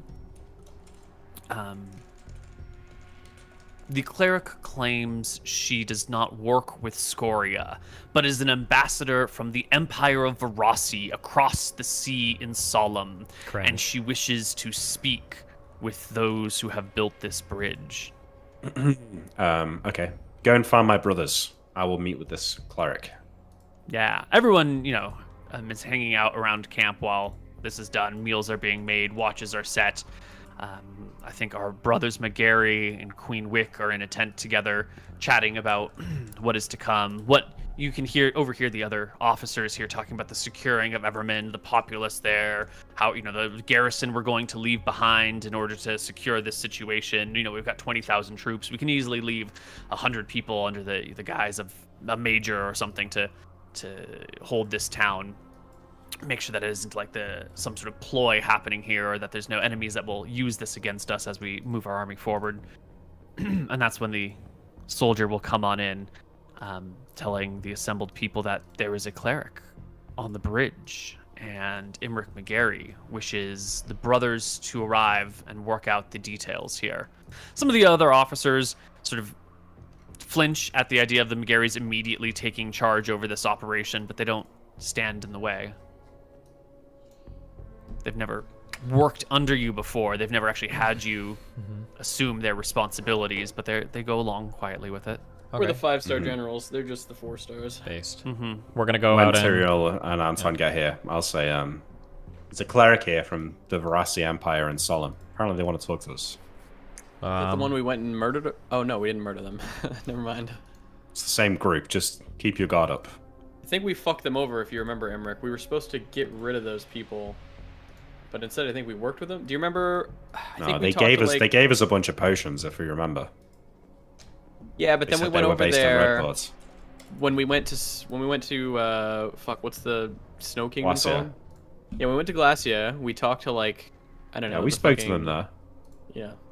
Okay. They seemed reasonable enough. Let's see what they want. I mean, the Dragonbane's weapons were in the hands of officers of the Rossi Empire. Sure, we killed them as well. We'll go meet him. Who cares? We're gonna go meet this person. Yeah, we're gonna meet him. Yeah, let's go. Let so them the 3 of cross you. The bridge. Okay, you have the cleric come into your camp. Yeah. Sure. How far into the camp do you have the? Hold on. No. Stop. Okay. No one is coming into our camp. We will go out and meet them. They can walk towards us on the bridge, but we're not bringing them into the camp. Okay. Do we need to talk about gear and stuff we have on? Is that important right now? I assume that you have all of your finest military gear, whatever you have equipped on your character sheet, ready to fight. Yeah. Nope. Yep. I'm going to have in place of my ring of protection, I'm going to have a ring of seeing on, and I'm going to activate it right before we meet. I'm going to be looking for scrying orbs or anything out of the ordinary. Let me check my rings. Yeah, I'm cool with my rings. Now I'm cool with my rings. Cool. Yeah, there's no scryings, there's no illusions, there's nothing ethereal, there's nothing amiss in this situation, nothing magically hidden, no tricks being played. Okay, cool. The cleric we'll have them come out, and talk to us. Yeah, the cleric will greet you with sort of a warm smile. She will give you a gentle bow, and she will say that her name is the cleric Forget. Is her name, or as she introduces herself, and she will say, I am an ambassador from across the sea, from the Empire of Rossi, over on the continent of Solemn. I have come here to Arcadia, to Mystria. And she kind of looks across the lot of you for a moment. Speak plainly. I am in need of assistance. I would like to return home to my people. When I came here to Mystria, I did so to speak and to meet and to greet and to extend relations between my empire and the people here, only to be imprisoned by the Lord of Evermund, set free after the fall of Crownhold. I humbly request the presence, the assistance of whoever you are here. Does Crownhold still have the capacity to house and feed any citizens? She shakes her head. Crownhold is but a ruin, ash pile, a pit. I think it holds no souls. Does she have material? Straight. A level on her? Yeah, or like an alignment? Yeah. Sorry. Do I see like magical gear or anything? I think the Ring of Seeing, I think, shows me if the gear is magical. I think we said that. And then do I see an alignment? It says polymorphed, changed, or enchanted things are apparent. Yes. You will see that there is an active spell on her. A faint spell that is present upon her person, but that's about it. No alignment? No alignment, so she's not 9th level. Let me get this straight. You're a prisoner in Evermond for months, and you see me making this bridge, and you think to just come up here and ask me to teleport you back to Solemn? That's your plan? I was hoping for a boat ride, not a teleportation spell, but if that is within your power, and you so wish it to be, my people are surely missing me, and it would go a long way to improving the relations between what I assume are the kingdom of Drekis and the Empire of Verasi. I shake my head for a moment. Well, hold on. No need to be rude. Or I'm sorry, I don't mean to be rude, but we're in the middle of what is perhaps the most pivotal march in the history of our kingdom. If you wish to remain in Evermond for a week or so until we finish this upcoming fight, perhaps we can talk then, but I don't believe we can spare neither time nor resources to ship you back to your hometown. If you've truly been here for months or years, I'm sure you could wait a couple more weeks as we finish the upcoming conflict. Most certainly. Time is important, but I am not trying to delay the march of an army, nor would I stand in your way. Verasi welcomes the deaths of whoever you are here to kill. Surely she welcomes our death as well. True. The cleric bows appropriately. Well, I don't speak for our king here, but perhaps if you were to give up your arms and your spell components, you could be allowed entrance into our camp until the deed is done. I shake my head. I don't even think if that. I don't think that's wise. I don't think we know anything about this person. I think they should just return to Evermond and wait. There's no reason to incorporate this person into our camp or. Very well. I'll supply lines, but you're right. How much trouble can one cleric cause? And she will say, in exchange, she will say, thank you for your hospitality and your willingness to help. I eagerly await your return or the return of one of your emissaries to aid me on my voyage home. And then she says a name that you recognize, if I can get it out here.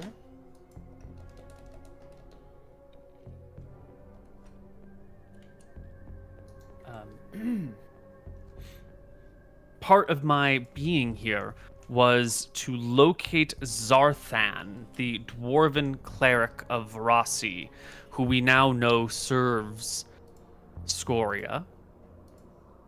Zarthan is considered a deserter from the Empire of Verasi. On his way out, he stole a large cache of invisibility wards.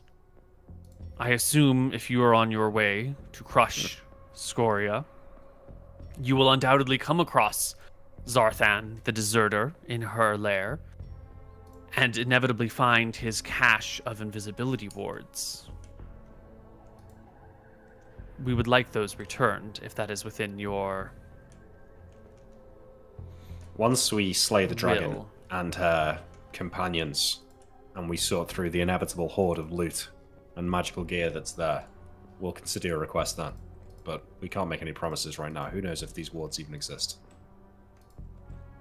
One does not steal a large pile of invisibility wards and then lose them. True. Well, we can't make any promises, of course, but I mean, we'll consider your request once this upcoming fight is finished. The cleric smiles, bows, and then heads back across the bridge. Yeah, she's happy. She's got everything she wanted. You'll talk to her, help her get home. We'll talk to her. Talk to her about these wards. How presumptuous. Yeah, that was presumptuous, but A little cringe. they did give us those healing potions, which I believe helped us out once upon a time, so And? some goodwill wouldn't, it's fair enough, I think, that's all. Okay. Okay. Well, the very next day, you can get to the bridge at High Meadow. In fact, you'll know now that you're on this road, it's only 20 miles between Evermond and High Meadow. And on the road, your army can easily do 20 miles in a day. So you did your 5. Just after that little conversation, that night in the camp, I'll find myself wandering around. I'm going to find someone who's not like a general or like a really important person, but somebody who's maybe like a level 3 or 4 fighter. Mm-hmm. And I'll just ask them to stay in Evermond and keep an eye on this person. Make sure they're safe until we kill Scoria, basically. Yeah, there was an officer, a major, who was going to be left behind with a detachment of soldiers Yeah. to keep an eye on Evermond, and this person can, not... Keep an eye on them. Yeah, what's the term? Maybe play Chaperone. host to the cleric, give them a warm, welcoming spot within view, but not within the confines of like a secure installation. Yeah, exactly. That. Keep an eye on the cleric. True. Perfect. Okay. All right, The next and day, then we you'll keep have marching. you will be arriving at the river over High Meadow. It's not known whether it's out or not. The bridge is out or not. But that'll be tomorrow's. Well, somebody might know, right? The cleric might know. Sure. You scour the town asking for details. Yeah, Or I asking the I cleric. ask people in Evermond if the bridge in High Meadow is operational. Yeah, you'll get a couple of people saying that they have heard the bridge is still intact. As of at least 2 weeks ago, it was fine and operational and working. But since the fall of Crownhold, there's not been a lot of travel. There's not been a lot of things happening between Evermond and High Meadow. So if it was there I'm 2 going to weeks assume ago, I'm going to assume that the bridge is still there. If we have to camp, it's about 20 miles to High Meadow, so we can always camp on the other side of the river if we have to. perfect. So you'll take combat spells and everything the next day. Yeah, it's in my normal spell list the next day. All right. Scoria will once again be in the North Grove Loser. this day. Yeah, well, she's running out of time. Yes, she is. All right. Next day you cross. Is she teleporting back to Bridgelight every time?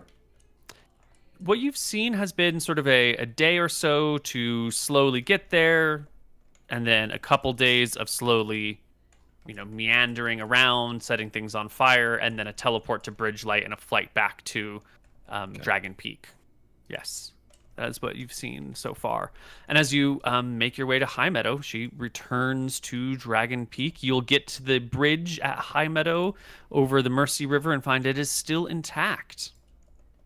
And make your way into the town the next day. Or that evening. And this is where our conversation about the Bridgelight Bridge comes into play. MrMouton, you had some thoughts on this.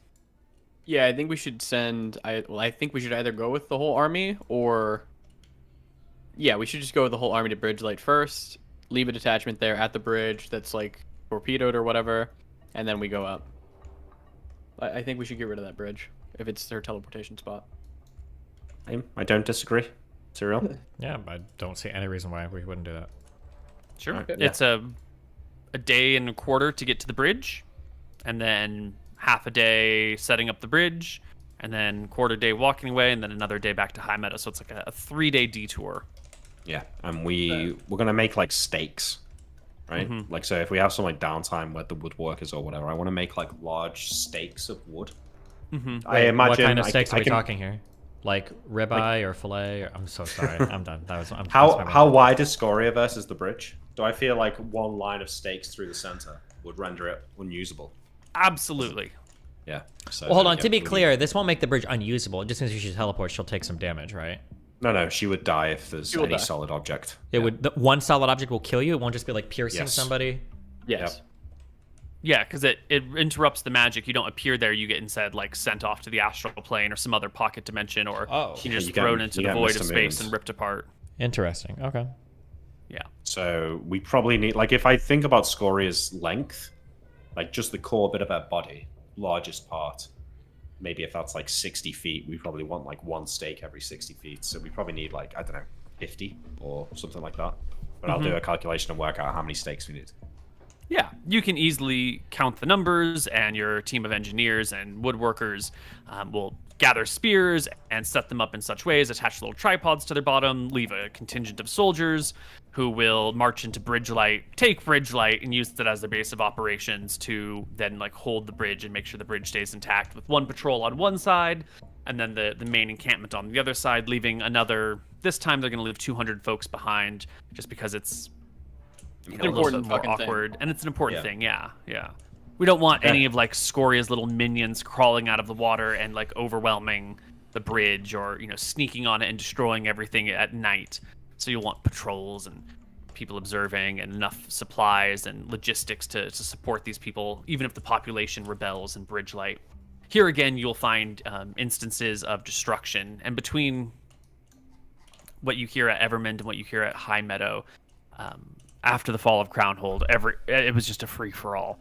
Every lord who had any soldiers who would follow them took whatever they could and found like a safe place. It's been, a fallen country in war-torn society. All fealties are local now. But when the large army comes, all those like warriors and bandits and rebels fade into the countryside and get the hell out of the way of the oncoming army. So what's the reception like when we're getting to these towns? Like, are we being somewhat welcomed by the Mistrayan people or not? Not really. They stay as hidden from you as possible.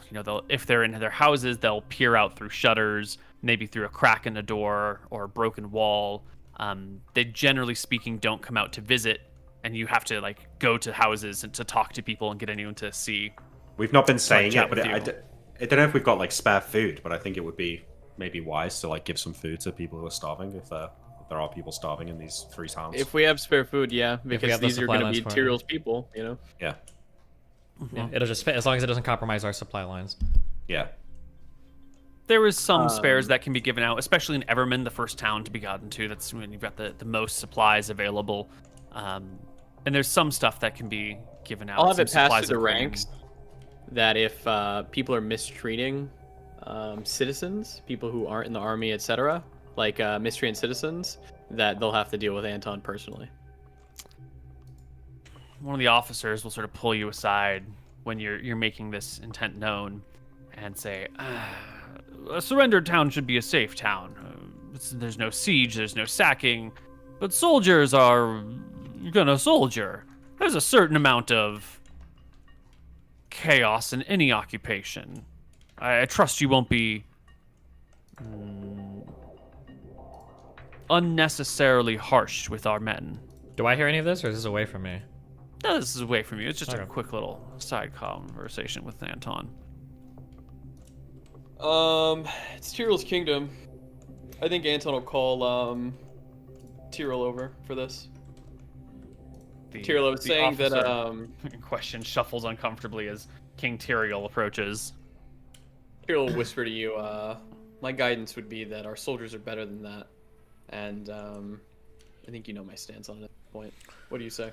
Well, what appears to be the conflict here? Or have you caught me up on that? Yeah, I'll catch you up on everything. And then I'll say my side, which is basically what's the name of the general that we're opposed to here? The other guy on the other end of this conversation? Yeah, this is another major who will be hanging out in Bridgelight.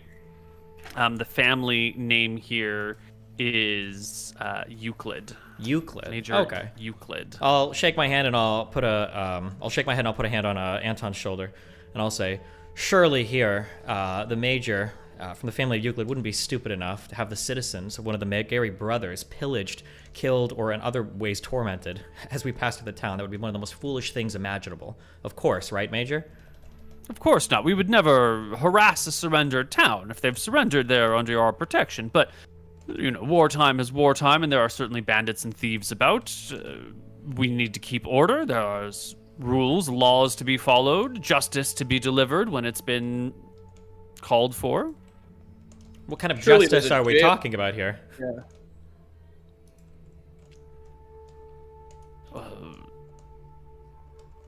The ordinary sort of justice, thieves imprisoned, murderers beheaded.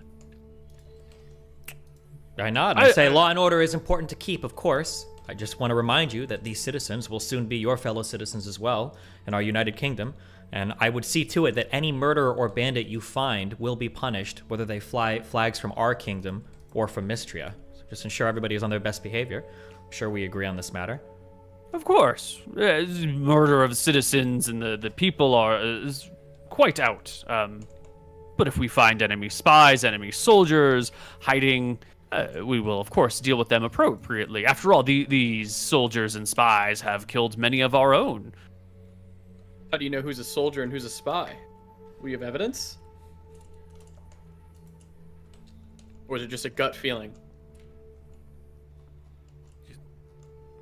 certainly you would need some form of evidence. You can't just kill people on gut feeling alone. That's reserved for nobles like yourself and I.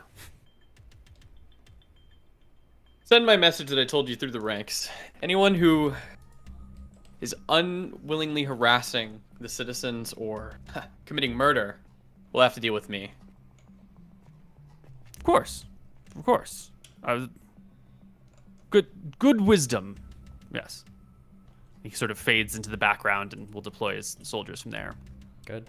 All right. A day and a half to Bridgelight. Occupation. Day and a half back to High Meadow. All goes smoothly. Any fight at Bridgelight, or is it been pretty There was easy? no fight. The people in Bridgelight will tell you that there have been monsters that do hang out on the bridge, and there are monsters in the lake that serve Scoria and do come out into the area from time to time. You didn't see any as you approached, but the people of Bridgelight tell you that the waters near Lake Edric, near the bridge, are haunted, cursed, infested. It's a problematic area for occupying forces. One moment. We go back to High Meadow? Yeah, you're leaving 200 people here. It should be fine.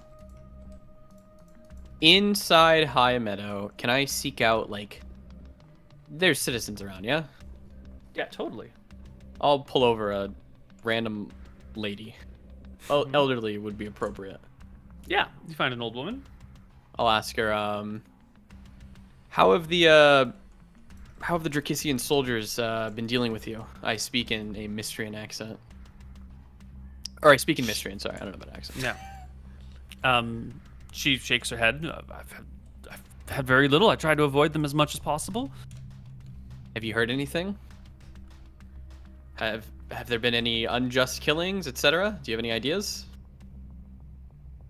The poor old woman looks upon the scarred and burned face of Anton McGarry, the dragon slayer, who has long been a subject of propaganda within this kingdom of Mystria.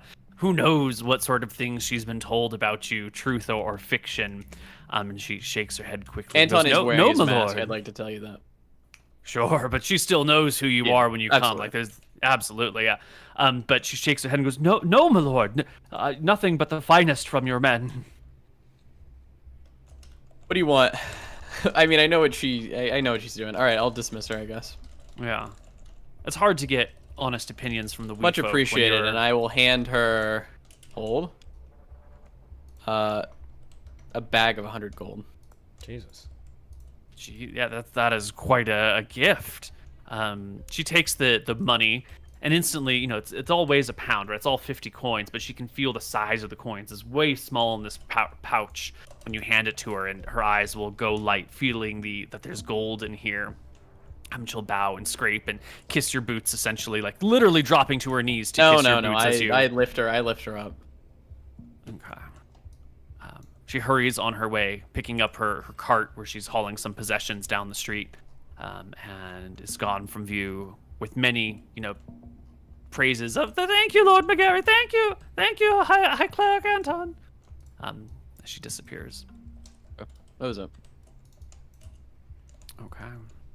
Well, it's this last night while you're here in High Meadow that Scoria sort of takes off again. And when you wake up... She's dead. When you wake up, her position is over the pocket. It's over near Wicklamdo.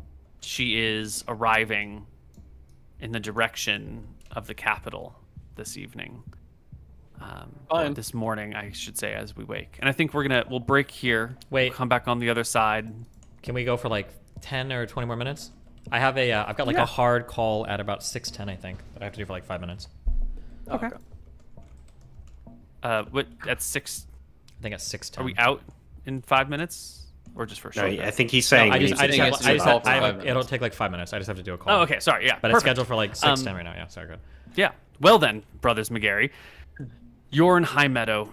Scoria steals a flight over you over the evening, and when you wake up, she's just outside of Wicthron Marenta. If ever there was a time to leave the army and go back to the capital, this is the moment. This is the moment when the bridge is supposedly safely guarded by your men.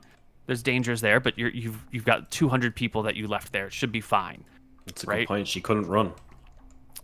If you're gonna go back, you've got teleportation rooms, towers, whatever you need. The place is defended.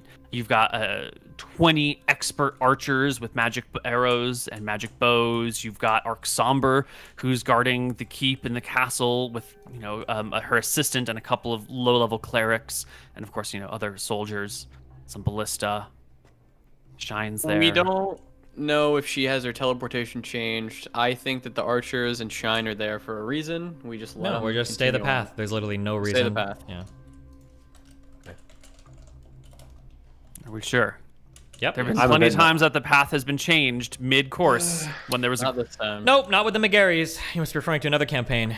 We steadfastly remain loyal to whatever plans we make, and they never go off course. So we will. Okay, wait. Just I'm Oh just my gonna play devil's God. advocate. I'm just playing devil's advocate Yeah. slightly. If we can avoid a fight in the lair, she might not know that we've rigged the bridge. I mean, if she can't escape via teleport, maybe it's She a chance to. must know. What that if we rigged fuck the up or bridge. fumble somehow, and her wizard have something like? Here's like my thought process. Why would you ever re-engage in a losing battle? Why, like, let's say she re-engages. What's our plan? It's to do exactly what we did before. We're gonna cast haste on ourselves, and we're gonna chase her through the air. Why would she go into something that she knows she has no chance of winning? Yeah. And she has to know that the bridge is fucked. Well, So you're maybe saying it's she does, it's maybe she doesn't. it's a- But I'm just saying, like, it's a she's ploy. not. Yeah, she must have something ready that we haven't seen yet, right? So Yeah. yeah. All right. Yeah. So this is bait. Continue on. This is not Yeah, to be well. trusted. Yeah. Best case, Scoria or Shine and the archers kill her.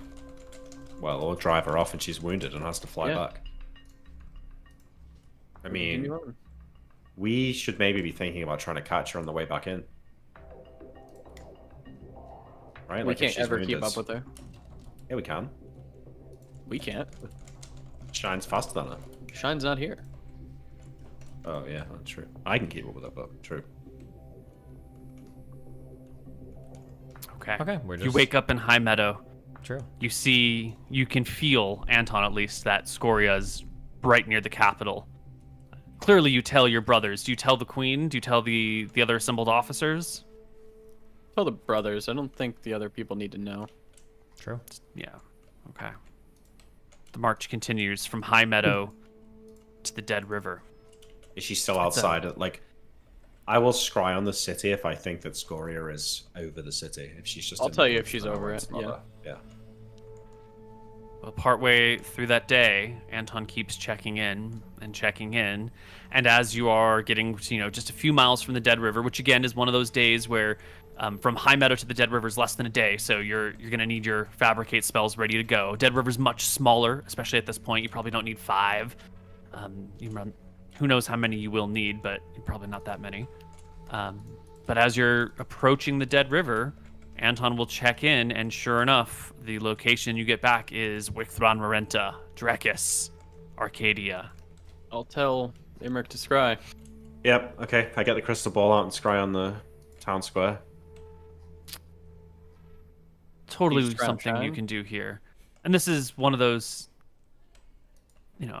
let's take just a moment to look at what it would look like when you do this scrying, because it's bright out. It's the middle of the day, and as we mentioned, there's like some snow on the ground. There've been a couple other light snowfalls since then, so it's bright. All that sunlight reflects off the snow and sort of blinds everyone, and you need like a dark space for this crystal ball. So how do you do this? Do you like assemble a tent and bring people into the tent? Do you just like huddle down and toss a cloak over the crystal ball and bring your brothers under the cloak? Like, what is your Yeah. process for viewing this? I think we get situation? like servants to hold like blankets around us. Right, so like the 3 of us can look at the crystal ball and they block out the sun. So you don't Yeah, like quite we're- erect a temporary structure, but you like pull out tarps that you would use for your Yeah, we tents just or get whatever. we just get a handful of people to block out the sun for us. I think it's we're surrounded by 20,000 soldiers. It's easy enough. Yeah. You don't stop the column to do this. You like just go off to the side of the road and let the army continue marching, and then you like hang out on the side. And so the army might see like this weird thing where these servants are like holding a cloak or a fabric tarp over you, as the 3 of you huddle underneath. Officers watching, coming by, and taking a look, but realizing that you shouldn't be interrupted. Probably some soldier nearby telling people to not bother you while you're doing your things. Something like that. True. Yeah. Something like that. Yeah. Okay. Sure enough, you can see. Where did you put the sensor of this spell? In the town square. Right. That's an area it's a fixed point. And the sensor will look in whatever direction you want it to. Yeah.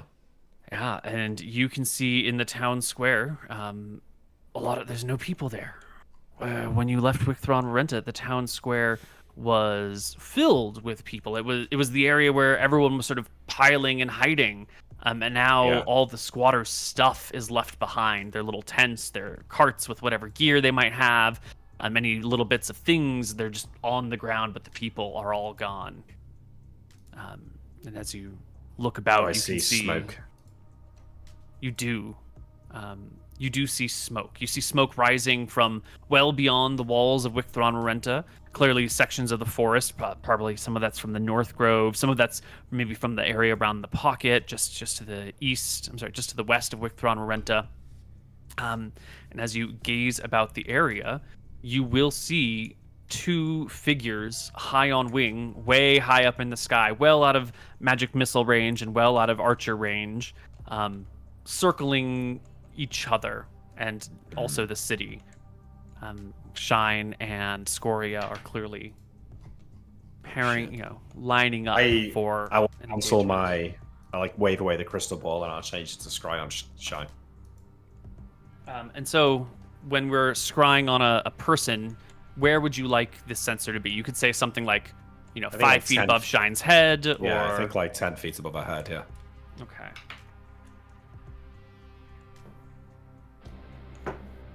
I guess Anton will say as you're doing this, Tyrell, do you think Imric should teleport back and help Shine? Shine should be fine. We've got tons of archers there with magical arrows. She's already survived, with us out being here at all for years and probably no magical arrows. So of course. And Arxombar will be ready. And Arxombar is there. Yeah, it would be. Arxombar is gonna help. True. It'd be unimaginable that something horrible could happen to Shine here. Arxombar's level 14 or 13 or something. I mean, she's powerful. True. Yeah, she can fight. Well, you can watch for an hour at a time with this crystal ball on Shine. Yeah, I think that we probably would plan to not do it for as long, but I think we might get caught up in watching because it's so pivotal. Yeah. Yeah. What you will see is each dragon sort of climbing higher than the other, trying to gain the upper ground in the sky.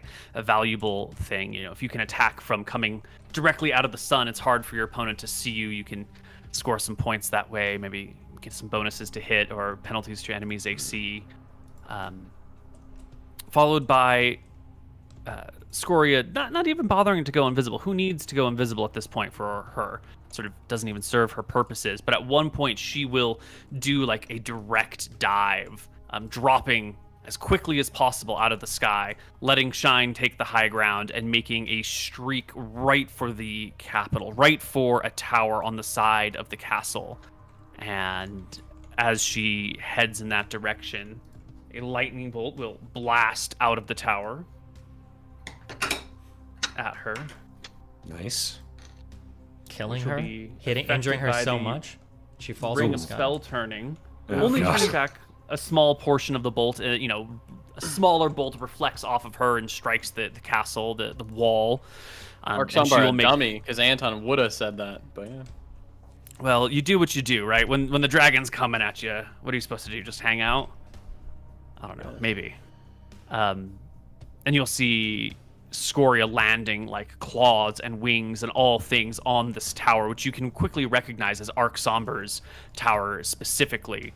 Shine begins to dive after Scoria. Scoria opens up with dragon breath, finding a section of windows and just streaking down across the tower, melting stone, breathing fire into Arxombar's. Oh yeah, the ballistas went off during the dive. There was a whole flight path of arrows that scattered against her. A couple of them you saw stick into her. Some of the ballista attacks, natural 20 on the first ballista strike, natural 1 on the second, a natural 18 on the third, Nice, natural that's some 5 hits on the there. fourth, natural 12 on the fifth. At 20 and an 18, that's going to do some damage. Well, it should at least wear out her stone skins. All of these should be hitting stone skins, right? A stone skin technically is gone the second like 50 people shoot arrows at her. Yes. The volleys of arrows quickly remove whatever stone skin she might have had. In fact, you don't even get to see her. You would have seen that her skin was red beforehand, before she even plummeted. So either her spell had already been worn off by earlier attacks that day, or she hadn't cast stone skin upon herself yet. And Shine dives after her, and very quickly the attack is over. Scoria's gone, teleported away, blinked away, somehow vanished from sight. I check where she is. But you do see the melted tower of Arc Somber sort of falling to pieces as Scoria vanishes and Shine collides with where Scoria would have been. You will check on the presence of Scoria, and you will see that she is in Vale, or the ruins of Vale, not at the bridge light. Yep. Vale is where? Wait, hold on. Right here. Did Arcsomber just... It's a ruined city. Is Arcsomber dead? It's no easy. She'll be in the tower, so she'll be protected from scrying. I try anyway. I try and scry on Arcsomber. Fails. Yeah, like she could be dead, or it's just because she's in the tower. Well, rip. We don't have time to worry about it. At least they fought Scoria off without doing too much damage to the city. Okay, bye, Arcsomber. That day. Did we see her get hit by Ballista as well? Yes. Well, there was a 20 and an 18. The 20 definitely hits. The 18... Can we just see damage on a Ballista? I'm just curious what it does. 18 should hit as well. It'll be healed back. I'm just curious what it does. I just gotta find my book. Mm-hmm.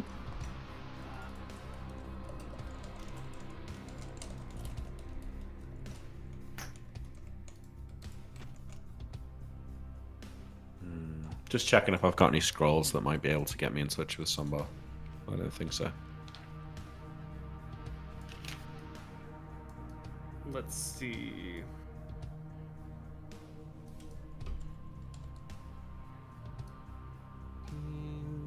And 6. So it's only the 20 that hits. Even the 18 doesn't pierce her thick hide, according to the Thaco tables here. But the 20, which is not a crit, will do 21 damage to the dragon. And then there's a whole slew of arrows. There are 3 times, let's see, maybe most of them, but not all of them. So 13 times 3 is 36. Oh, I should have done greater than, because I think is that the damage she took? She dead? 16s to hit. So 1, 2, 3, 4, 5, 6, 7. 7 hits. 7 hits. No, 8. 8 is the last one. 16. Eight the last one. 6, 7, 8. Yeah. So that'll be 8d. Don't forget the +1. Plus 1. 8. Plus some from mastery. Plus, she won't be close enough to get the damage from mastery. But there might be another +1 in there or something from other things, from like high strength or whatever. So another 40-some damage worth of arrows hitting her over the course of a few rounds while she dives. Okay, its nice. fire. Yeah, so we're looking at like 62 damage. Okay. Which, if we're looking at Scoria's little health bar over here, is not insignificant. That's a third of her HP that goes down in a couple of rounds before she gets the fuck out, before Shine collapses against her. All right. Nice. We're going to take a break and we'll be back in like 7 minutes, I think, okay? Yep. Okay. Okay, cool. We'll be on the other side of the break. You're back.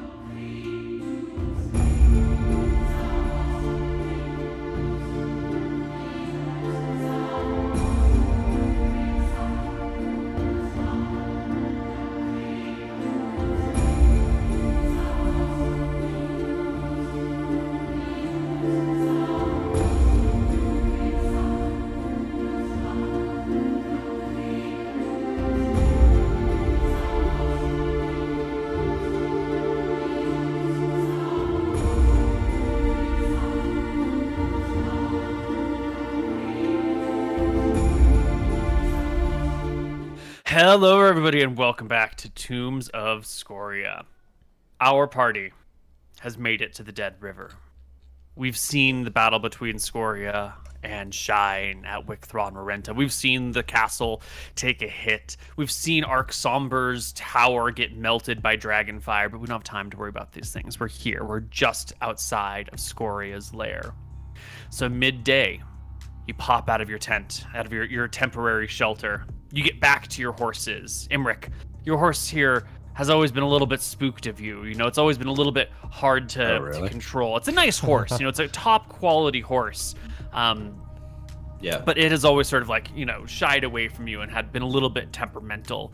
I'm telling you this now just in case we run into any combat issues. I want you to be pre-warned that your horse is... I'm dead, bro.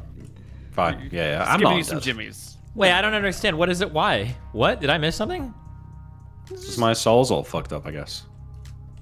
Okay. Whatever. We've been like riding these horses for a while. We all have proficiencies in it's horses. fine. Okay. You have proficiency. You're saying that so it, you get it no might problem. cause a problem in combat if I'm trying to do something fancy. I'm just saying that you might have a higher percentage chance of needing to roll a horseback riding check to do something heroic. Okay. Yeah, that's fine.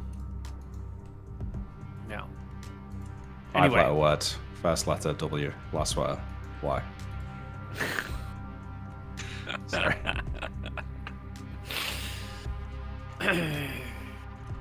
you come to the Dead River. The bridge is out here, just like at Evermund. It's not a huge bridge. It only takes 2 fabricates to build something stable enough to bring wagons and the army across.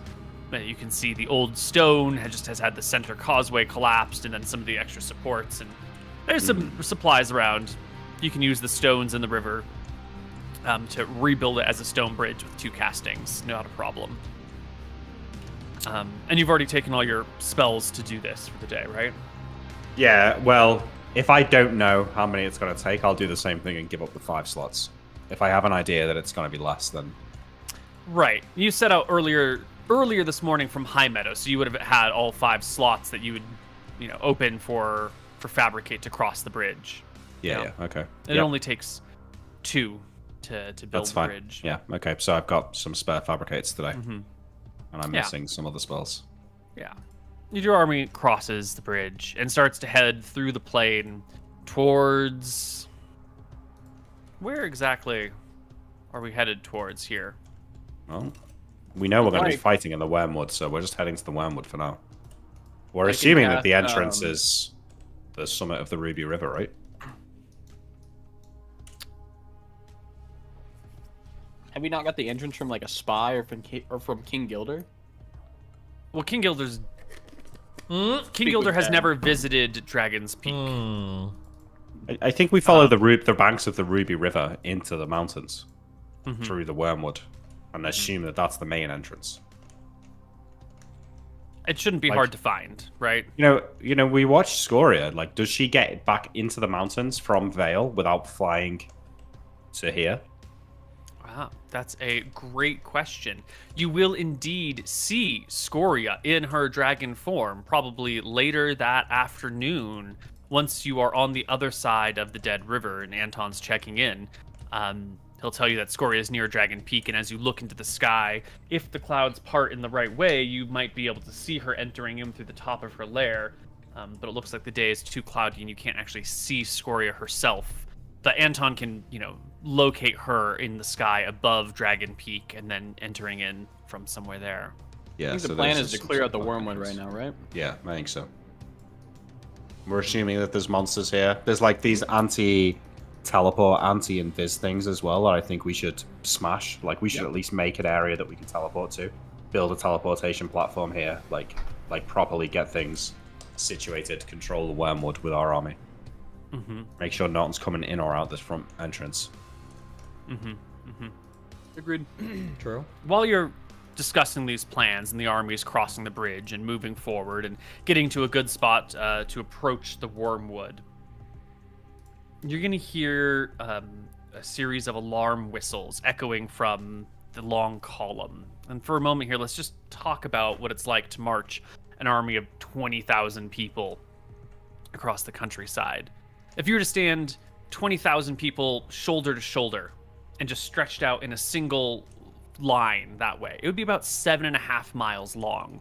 Now, when an army marches, they don't march shoulder to shoulder. You march one in front of each other with a little bit more space, but you don't also march single file. You can do a double or a quadruple file line to go down these hills and roads. So, the army length is pretty long. And even if you try and pack people on the sides in order to compact it as much as possible, it's still like a pretty long unit of people. It's not like everyone crosses in 5 minutes and then moves on. The whole army crosses the bridge over the course of an hour or something like that. And it's while you're on the other side, you hear these alarm bells, these whistles being blown from the back of the column. Clearly, there is some sort of attack. There's some sort of raid. There's some sort of problem that has called the security of the army into question, echoing from the back of the line. And the three brothers are standing together, looking at the wormwood, trying to decide how best to approach it when you hear this. And this is the first time your army's been in any sort of danger since you've marched. It's actually been a really easy, painless journey here. No one's gotten in your way. It's already a ruined kingdom. It's been a cakewalk. So when you first hear, front, I think you're not going to worry about it. No, I will worry about it. Go. Yeah, I'll go. Yeah. Okay, I'll stay in the front. I think we keep Yeah. one of us in the front at least. Yeah. Sure. I'll go halfway down the line as well, though. Santon stays in the front. Imric goes to the mid. Tyrael goes to check out the rear. I do go Yeah. to check out the. Yeah. Woohoo, yeah. Galloping on your horse down the pathway, you will see that the river is swollen. It is like engulfed. It's like someone has knocked down a dam and a huge flood of water that was stored upriver has come bursting down and sort of ripped through the Deadwood River. Sorry, the Dead River, knocking over the recently reconstructed bridge, stranding a small segment, maybe like you have, what is it, like 5%, maybe like 1,000 men, maybe like 1,000 men on the backside of the river, maybe a little bit less than that, are stranded on one side as this torrent of water and debris knocks down the bridge. I think you have extra casting. Yeah. Mm-hmm. And as you're getting the lay of the land here with this torrent of water and debris, you can see coming out from the woods on the other side of the river, on the north side, there seem to be these streaming of little black dots on the edge of the woods coming towards the road here. How many? What is the division of our army? Like, is it cut in half, or is it like 10% crossed, or what? It's 95% have crossed, 5% are on the other side. So 95% are on the north side, where the army. 95% are on your side, or on the north south, the east side of the river. 5% are on the west side, not having crossed over yet. Wait, can you show me the map where this is exactly, just so I can understand? Yeah, right here. Okay, hold on. My brain is malfunctioning. Oh, wait. 95% No. are on I understand why my the brain is not functioning. Okay, because I thought the brown line was the river, but that's a path. The river is the blue line. Sorry. Okay. Right. So 95% have crossed to the east, 5% are stuck to the west, and now we see monsters approaching? Yeah, what looks to be a few hundred orcs or something like that streaming out of the forest to the north, and backing up those 300 orcs, some hundred orcs, appear to be a pack of trolls, like 24 trolls or something like that. And at the edge of the woods, hoisting up large rocks, are 5 mountain giants. Jesus Christ. Oh. Now, you've got 1,000 men on the other side of this river. And if it was just your 1,000 men against those few hundred orcs, it'd be a pretty fair fight. You would definitely have the upper hand. But with the trolls and with the mountain giants who are able to hurl rocks from such great distances, those 1,000 men on the other side are in some trouble. I'm going to run up to both brothers and I'll ask them what spells they have that we can use to...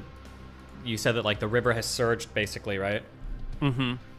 Now, going back to the other brothers, the column is long, as we mentioned before. It's probably only maybe like a mile long or a half mile long, but it's still a big column. So you'll like race away. You'll catch Imric halfway down the column, maybe a third of a mile down from where you are. My speed is 24. I'm very fast. I should be able to run this pretty quickly, right?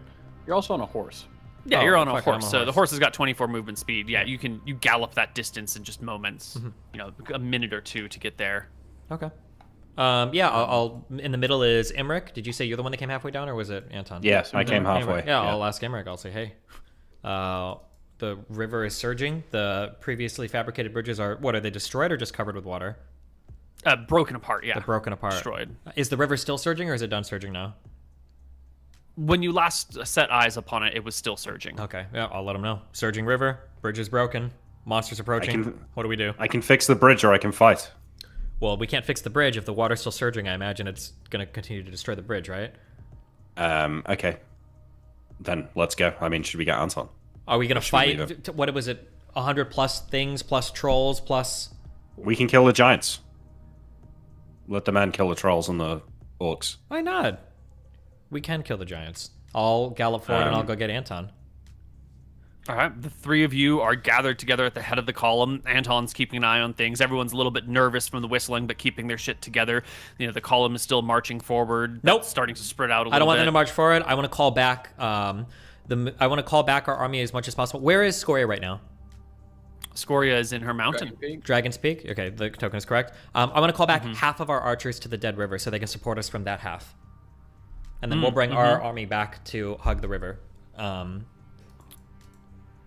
Okay. The army, okay, the words start getting sent out. Messengers start riding back and forth. Archer patrols are hurried to the back of the river. Other soldiers move forward to make room for them. The three of you are having issued those orders. Do what together? Okay, just want to point out, I've stone skinning people. Us three every day. I've got 3 on my spell list. I haven't said it, but I've been imagining you do that the whole march forward. Yeah. I think I can cast fly on the 3 of us that we can get across the river. So if we take 4 minutes, I can cast fly on us all, and I can cast haste on us, and I think we just go and fly up to the giants and fuck them up. That's fine, sure. Yeah. I think so, yeah. Yep. 3 minutes to cast fly on the party, and a 4th minute, 5th minute, 6th minute, 7th minute. Oh, haste, and then everyone can fly across the river. You'll be here, maybe 10 minutes after the battle has started. The orcs and the trolls have already engaged the main force of men who are quickly setting their spears, drawing their swords. The cavalry that remains behind is looking for a good spot to come in and hit the orcs from the sides. As the 3 brothers McGarry head over the river towards the edge of the forest where these giants, the trees are coming up to the giants' necks maybe, and the giants like picking up piles of rocks here, probably stored in advance. This is probably some sort of pre-devised trap with ammunition ready for them, and hurling them across the open plain towards where your army is like setting their spears against the orc hordes. Not really concerned about whether they hit orcs or humans or everything together. These giants are lobbing boulders that do... What is the range of the boulder lob? Pretty far. It's actually surprisingly far. It is... Giant Mountain. I think if we're gonna do this seriously, and it's not an easy escape, I think we need tokens. I need to see like a battlefield so we can start discussing what we're gonna do. Because right now we can't just sit here because they can just infinitely throw rocks at us. I don't know if the enemy army is going to engage us while they're throwing rocks, or if they're just going to sit back and defend the trolls. We have fly. We can just fly over the army and go to the trolls. Or go to the. But no, we can't do that if all of them are around the trolls. Us 3, even though we're strong, probably don't want to fight 100 plus enemies at once, right? No, so you got the orcs and the trolls engaging your men in melee. Yeah, and then the but that's giants in the trees with the gap. That's what I'm I'll asking. get you a map. Yeah, because if the enemy army is coming forward, then we're going to go engage the trolls. But if the enemy army is staying to defend the trolls, then we can't do that. We'll have to send our army forward. Right? You mean the giants, right? The giants? Yeah, sorry, giants. The giants are lobbing. Yeah, it sounds like the enemy army is currently engaging our army, and the giants are in the trees lobbing rocks. If that's the case, then we go forward to the giants. We're going to fuck them up. We fly to the 1,000,000%. giants and we kill them. Yeah. Yep. Neal, you want to look at Potion of Giant Strength is the table you're looking for, which is a weird place for it to be, but that's where it is. That's also on the giant entry table. Usually. Oh, is it? That's what you think. Yeah, mountain giants can do like 250 yards of throwing range. Oh, okay. So they're in mass combat, and we fly over to kill the giants. Yeah, and then we can come in the rear and fuck up the trolls if that's still Yeah, alive, I'll but- do a conjure animals and I'll handle it. 200 yards, yeah. Okay, let's get a tree line for us here.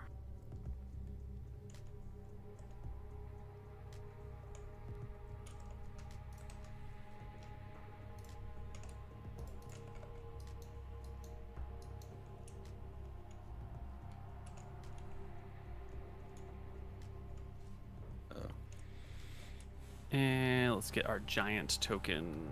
I'd like to announce that I will be using the great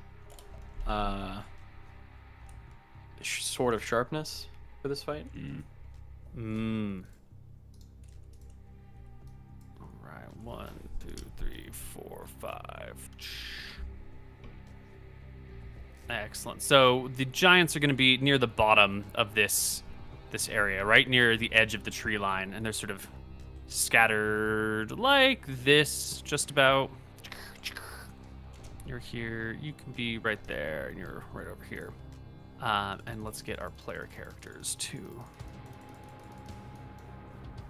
And you're entrusting your men to deal with orcs and trolls on their own. The men that have like a fuck ton of magic gear and countless hours of training and fighting against Scoria. And the archers we brought forward to shoot over. Oh, yeah. Yes, we entrust them. Absolutely. Yeah, you got 1,000 soldiers down there. Oh, yeah. They should be able to handle a few hundred orcs and 24 trolls. Bare minimum, it'll Arcadia's take a bit, finest but yeah. soldiers, yes, across the continent. Okay. So we will put you as coming in probably from this bottom corner too. And Imprick is here with us. Yep.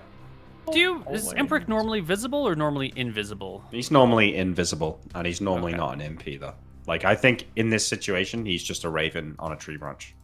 Okay. An invisible raven on a tree branch. Is this part of that, like keeping the kingdom looking Keep pretty? him secret, yeah. And, like, you know, only in the most dire of circumstances is his melee attack going to make a difference. Like, it's just not worth him unveiling himself.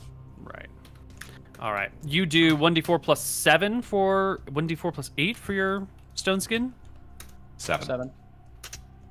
Okay. I'm going to be casting a spell the first turn. What? Okay. Well, the first turn we need to define as when you come within, let's call it 100 yards of the. When you get to the edge of the river, and that puts the ogres at about 100 yards from you, not the ogres, the mountain giants. We got to make a About call 100 on how yards from many rounds of haste are left. If you hasted and then flew, it would have been. What's your fly speed? 18? 18, yeah. So that would have been 1, 2, 3 rounds of flying to get here. Okay, Can so I it's got cast a 15, spell it's got 15 rounds before left. Nice. I want to be 1 round back from the party because I casted a spell near the giant army fight. Is that okay? Sure. So you're going to be 1 round behind the party. We'll just have you come in next. Unless What they spell want did to you wait cast? around. But yeah, I'm going to cast Conjure Animals. I'm going to cast randomly. So it's going to be 26 hit dice worth of creatures, and I'm going to tell the creatures to attack the trolls. Damn. Okay, so this is going to be like when you were in the air over the river, you can cast this on the other side. Yeah. Excellent. Okay. Conjure animal. Alrighty. We're gonna do one of these. And how many hit dice do you get when you conjure randomly? Should be double, so 26. 26. It's going to be mammals. If that makes it do.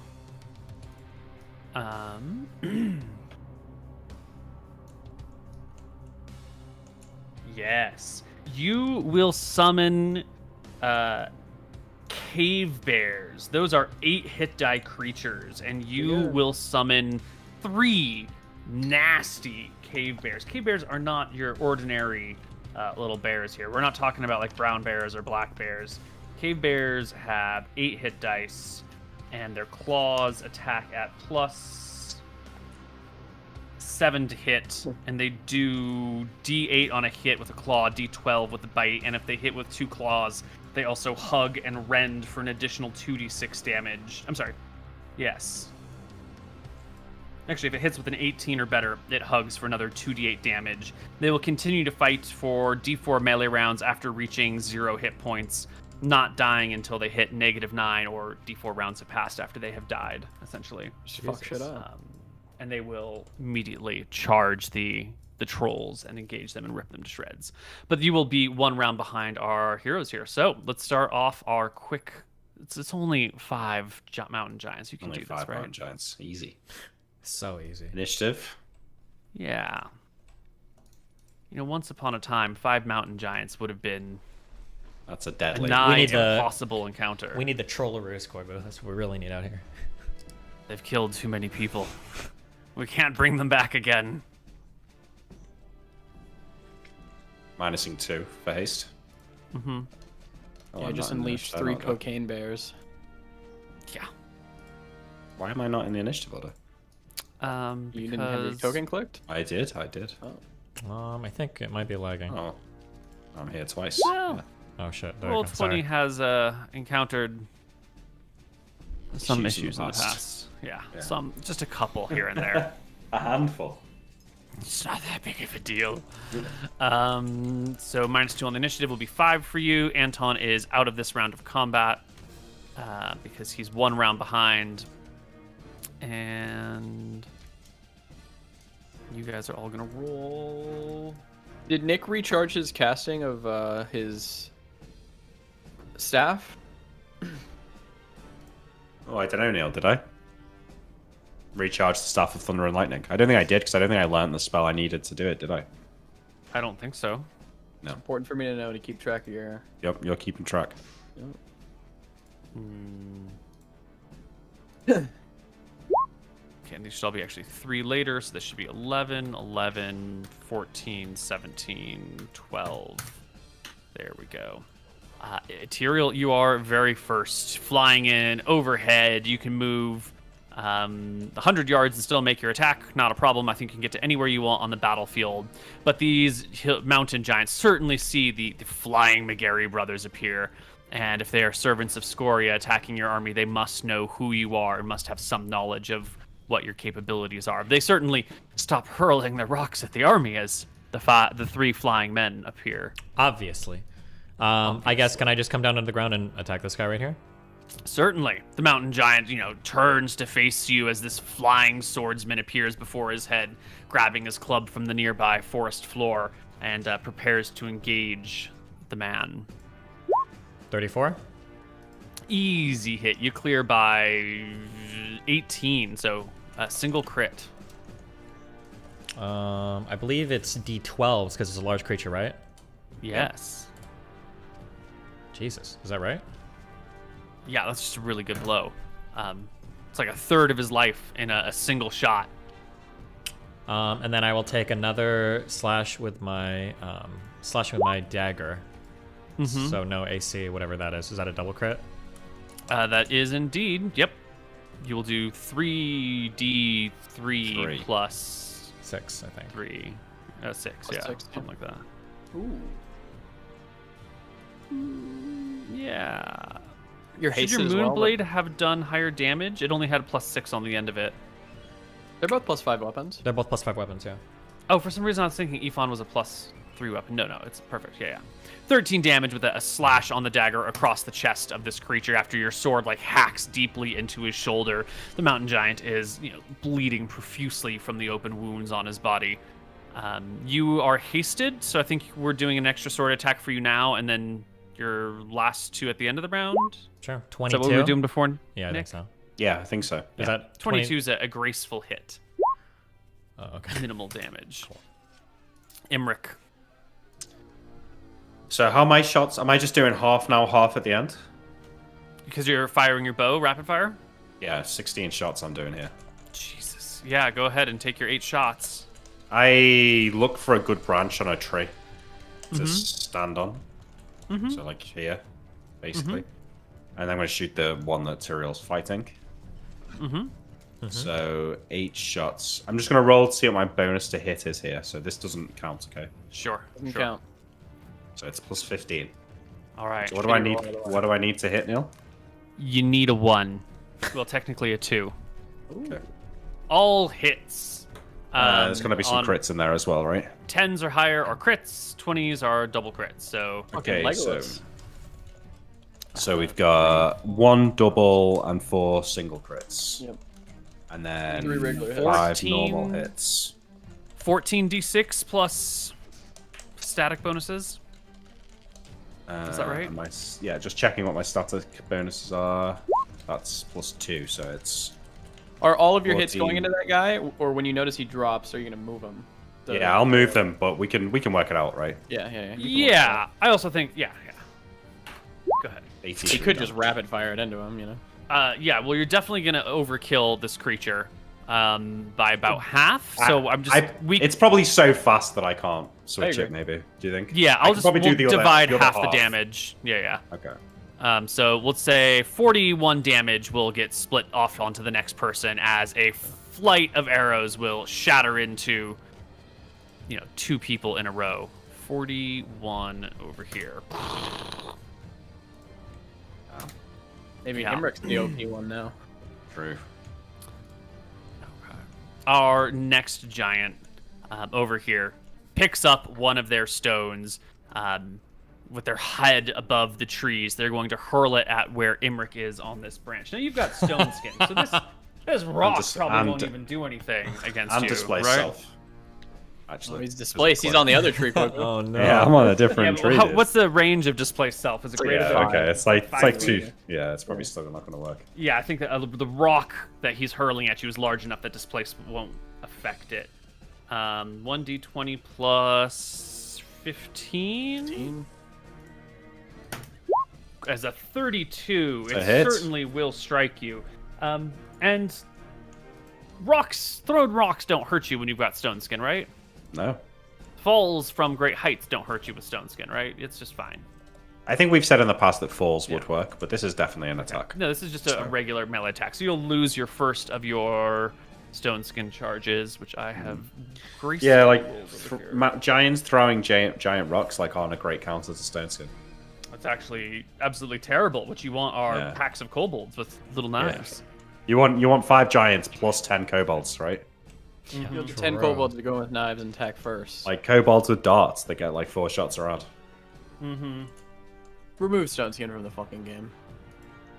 It's a tough spell, isn't it? It needs Just make it caster only. Just make it caster only. Caster only would be good too. Yeah. That seems fair. Yeah, okay, so Imric started with a. So you drop one. It's just a regular old hit here. Would otherwise have done huge damage. What's your AC's 30, right? No. No. It's 29? 25, I think. Okay, it wouldn't have crit you, but it would have done minimal Good damage damage. anyway. It would have been a glancing blow. Our next ogre buddy is just going to take his club and stomp right over to Imric McGarry, hurling his club or swinging his club in your direction with a natural 20. Now, I think that one does get displaced, I would say. I don't think a giant is immune to displace with its melee attack. I mean, it doesn't really matter, but I would say that should be displaced. It's a I'll first give it a attack. 50% chance because a club is pretty big, and so maybe it would Okay. swing across an That's arc fair. or whatever. Call high or low. Aye. Yeah, it misses. It's completely displaced. No stone skin charges lost on you here. The one against him is already dead. Whoops, that's the wrong giant. We lost one. He had a Okay. family. They all had families. The next giant is going to just come on over, and these two are going to stomp in the direction of Tyrael. I'm going to move the dead body out of the way. And they will take alternating turns, striking at you with clubs. Tyrael, 28, 18. I believe that... Will the 28 hit you? Not even. Nope. Not even. Tyrael takes no stone skin losses whatsoever. No. As the No. giants Scott. wail on. No. Stones. Oh, really? And all Stones, attacks. yeah. All Yeah, attacks those are take gone. charges. All right, you lose 2 stone skin charges as the ogres wail on your location as you flit about in the air. And second attack's Tyrael. Both of these are main hand. Guy above me. Does that hit? Hit. Cool. Yep. 16 15. AC. 15 damage is almost a kill. Not quite. Second swing. 26. 17. And with the sword hacking through the skull of the mountain giant, it splits. Brains fall. Ogre Cool. falls. Tyrael flies. Next turn. Imric, you're Yep. now engaged in melee with this guy. Now you can fly, you could probably hop off your branch, fly away, take an attack of opportunity, and make the rest of your bow shots. But you're not necessarily going to be able to make them in melee here with him. Yeah, I think that's what I'll do. I'll fly away onto this tree and take an attack of opportunity. Yep. Which misses. It misses, but knocks off a stone skin anyway. Yeah, knocks off a stone skin. And then I do my 8 shots. 19, is that a crit? Probably. You said 20 last time it was a crit. So, no, but you said 20 is a crit, but 19's got to be a crit. I think 19 and 18 will crit as well. I think all of them. Yeah. So we've got 2, 3, 4, 5, 6, 7, 8, 9, 10, 11, 12, 15. 13, 14, 15, 14. Don't think it's gonna matter. This guy is fucking dead. 67 damage. Is it this one that's down here? Yeah. Yeah, that's enough that you put, what was it, 8 arrows in his body, and they're all, clever shots. One's in this artery, one's in the neck, one's in the face, one's through the head, one's in the chest, one's in the groin. The ogre, the mountain giant, crumbles under the withering fire and collapses to the ground, leaving us with 2 mountain giants and initiative round. Anton comes in this round. Don't forget to -2 from your initiative. Oh, true. That is 6. You'll have to put me on the thing. I'm not there. Dumbass. Oh shit, me too, because I'm a dumbass. Oh nope, never mind. There you go. Alrighty. It's fast. Anton flies in. I charge at the giant in the back. I don't know if you want to do a mechanical charge or not. I have It's fine. So 3 attacks now. 2 with the spear, 1 with the sword. Okay, here you go. 1 hit. 2 hit. And then Crit sword actually of clears by 10. sharpness. Is that it? It's a crit, Sword of but I don't think I Sharpness get is a the crit. No, but it's a very large creature, so don't think the Sword of Sharpness will come to play. So that's what? 4, 6, 7, 8. Like 10d4 plus whatever. Hit. Crit. Wait, 10d4. Oh, for the spear, yes. It'll be Yeah. 2, 3, 4, 5, 6. It's gonna be 6d4 and then 64 plus the 2d12. Sword of Sharpness, which will be 2d12. I think Yeah. so. So here is the damage for the double crit, 17, and then the Sword of Sharpness is going to be 1d12. Here's the damage for that. 13. Did that crit at a 30? The 30 on the Sword of Sharpness is a crit, yes. Yeah. Okay, 15. So 32 points of damage, exactly half of the mountain giant's life. With your first volley of attacks. Tyrael, you're already in melee with this mountain giant, who is clearly, he just sees all of his friends die immediately. His whole family is wiped out in a matter of a minute. 27. First one is a double crit. Yep, 36 is a double crit. That much damage for hit 1. This much damage for hit 2. And then slash with a dagger. A double crit as well. Yeah, this mountain giant does not stand a chance against you. Imric, it's your turn. You've got I'll do my shots. first. I do my first 8 shots against this guy. Oh, one of them missed. 1, 2, 3, 4, 5, 6, 7, 8, 9, 10, 11, 12. 4, 5, 6, 7, 8, 9, 10, 11, 12, yes. 51 damage to him. Yeah, it's an overshooting. Between Tyrael's sword and your bow, it's just plunged full of arrows and collapses to the ground. And then I'll fly over here for my second set of shots later. I do believe this giant will get its turn before you do that, and it will take one mighty swing. Oh. Well, I think I get my movements on my turn, but yeah. Yeah, but it'll still get its attack. Yeah. I 30. am not displaced. A beautiful strike against Anton, knocking off It's a hit. one of his stone skin charges. Clearly, the force of the impact doesn't hurt Anton, but it does send him tumbling a little bit. And he will recover himself from the mighty blow. No problems, not a scratch upon him before Anton murders the shit out of him. Emmerich Yeah, can. okay. Yeah, but I think Anton goes first, and we'll get his second attacks. I think Anton was gonna hesitate here because I was genuinely thinking about letting this guy go, but I know that they're gonna murder them. Okay. So it's fine. All Anton right. hesitates. So Anton hesitates. Imric does not, and the mountain giant gone. 5 mountain giants, a huge force to be reckoned with in under any ordinary circumstances. Creatures with creatures with plus 15 to hit, 84 HP, that deal to your ordinary men damage on the order of 4d10 plus 10 on a hit, or 2d10 for hurling rocks. We are no ordinary men. Yeah, This would the be a reason- devastating fight for basically any D&D Yeah. party.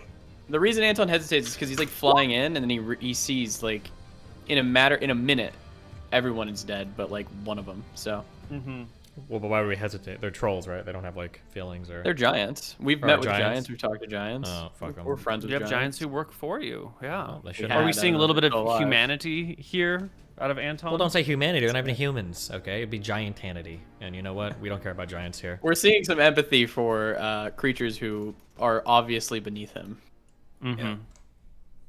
Yeah.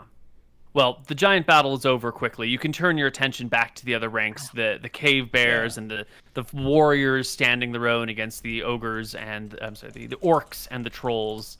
Are you going to intercede on their behalf or let them mop that up on their own? No, I think we'll do. I at least go to help. Yeah, kill the trolls. Yeah, of course. Just a If they're troll can probably actively kill like a attacking lot of and soldiers. whatnot, yeah. Yeah, as you arrive near the scene of the battle, you'll see that the orc charge is met head to head by brave soldiers. Orcs are a little bit bigger, a little bit stronger, a little bit tougher than humans, and these orcs have been like trained, living under Scoria for a long time. So they're exceptional quality soldiers, but your men are armed in the finest of gear. They've got the discipline, they've got the training, they've got the spears set to receive charges, so they can manage the orcs no problem. The trolls, though, they are nasty creatures. They don't really worry about feeling pain. They regain 3 HP per round. They can shred armor fairly quickly. They got these long arms that can just like reach past the spears and grab people out of ranks, disrupting lines and crushing their heads. I don't bears think we need fuck 'em to. up?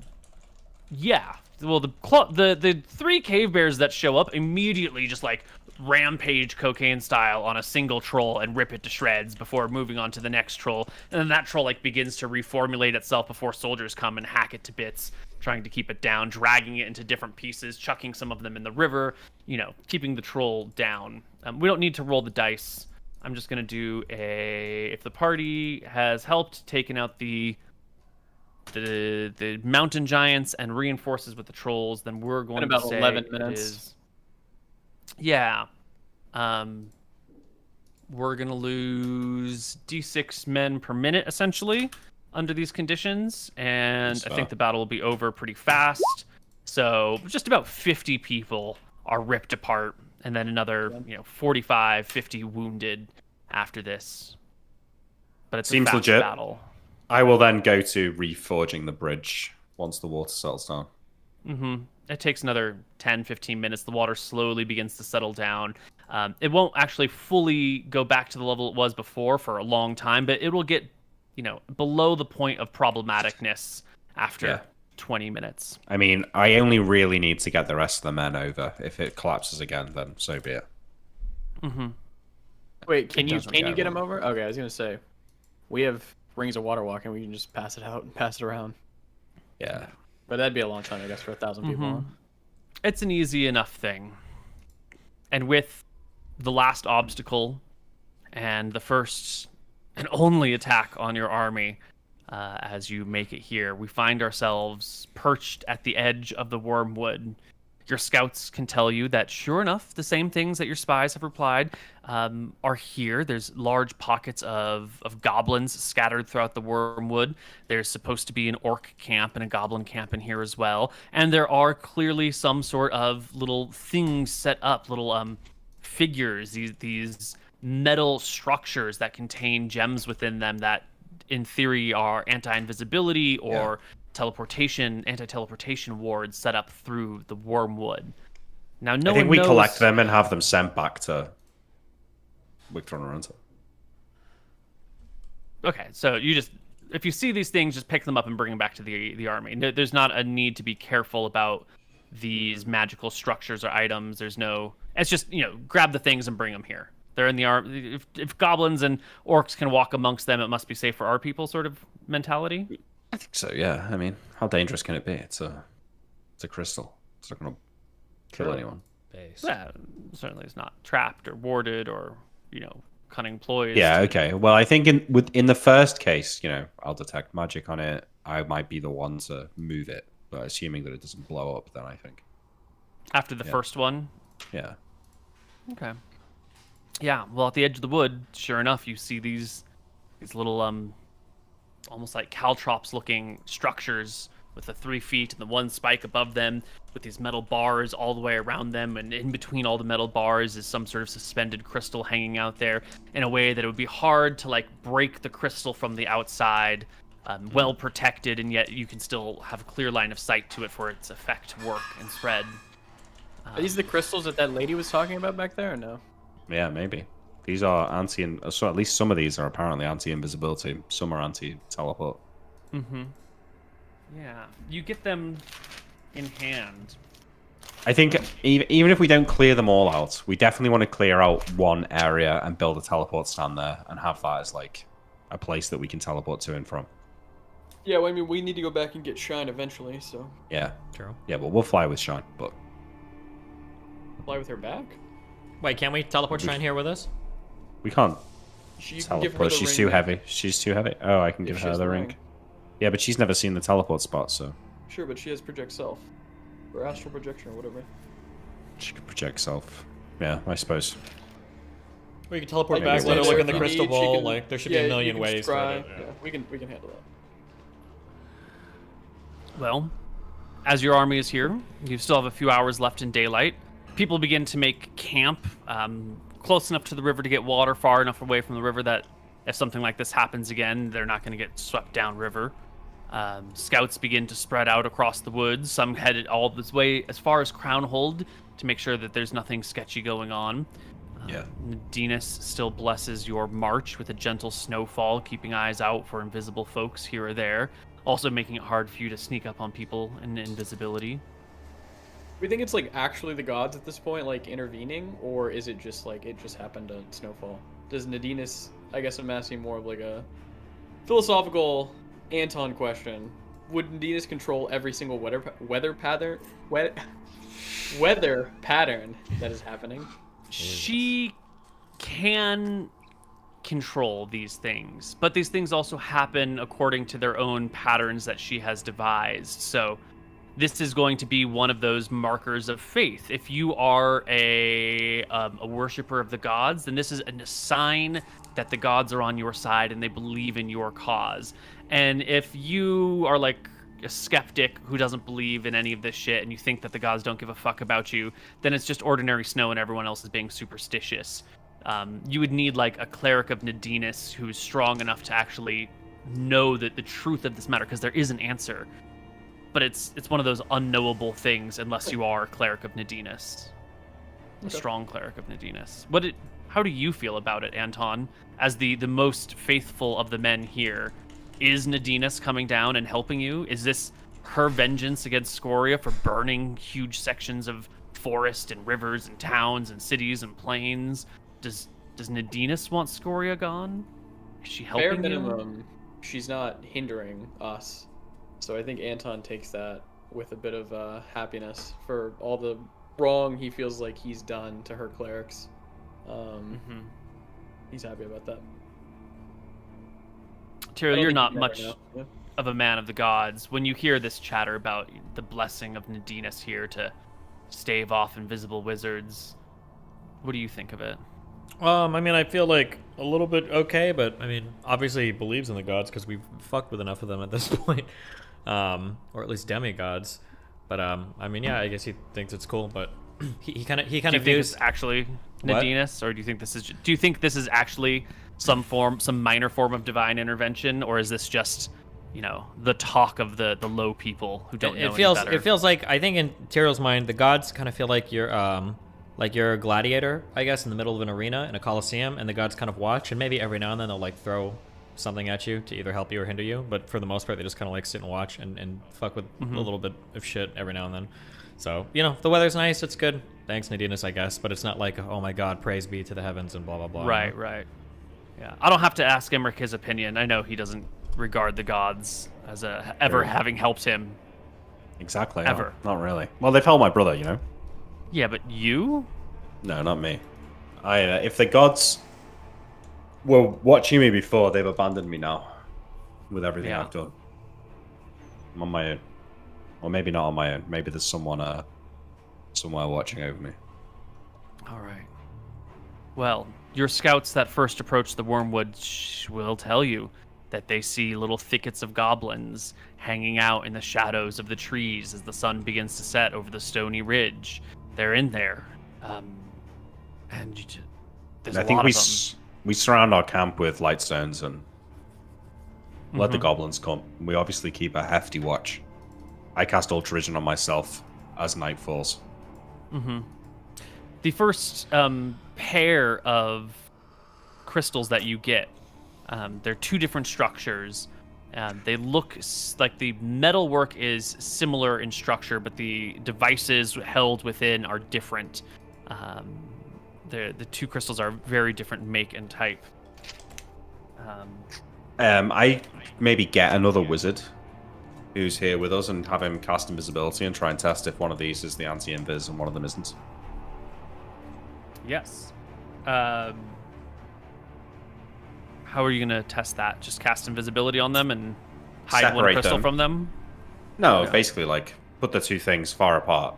Have him cast invisibility on himself and have him walk to one and then walk to the other. Yeah. Very easy enough to do. You just get pretty far from all this stuff. You can see that the... how far apart do you place these wards? I've got no idea how far the area of them is, but based on how far apart they are from each other, I might have an idea. Like how far they are set well, you don't up have in a the great forest. sample size within the forest, right? You can only see the ones that are fairly close to you. It's a thick wood. It's dark in there. You know, one side of the camp to the other side. Okay. However big the camp is. Yeah, and then you can see that it's about 1,000 feet that these wards will cover. At least the ward that you have here. It's about 1,000 feet of distance. And one of them is invis and one of them is something else.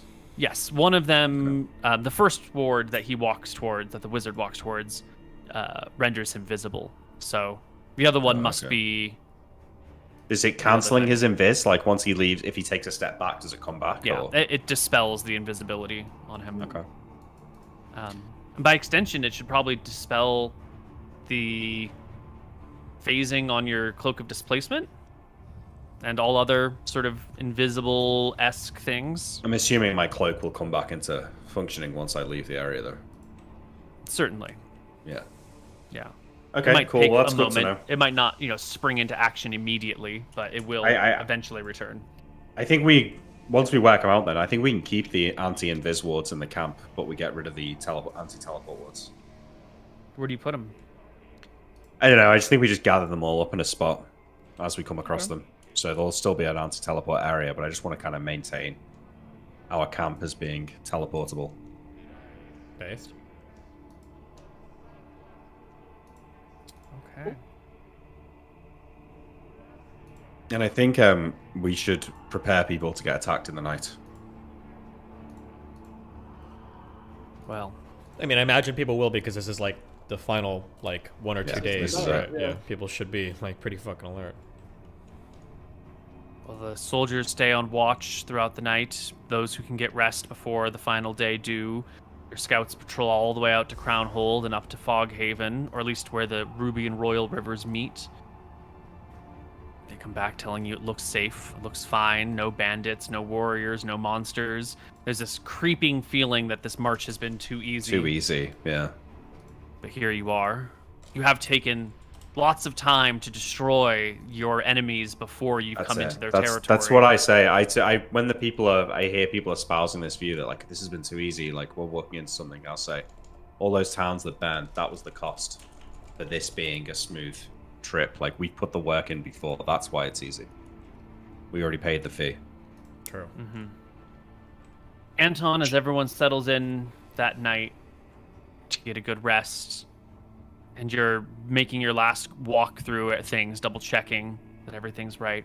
One of the other officers here, a lowly captain in the army, you know, he's got a group of 8 soldiers that he commands, will come, you know, walk beside you as you pass the cluster of his little camp, his small spear of folks, and give you a wave, a salute, and a bow.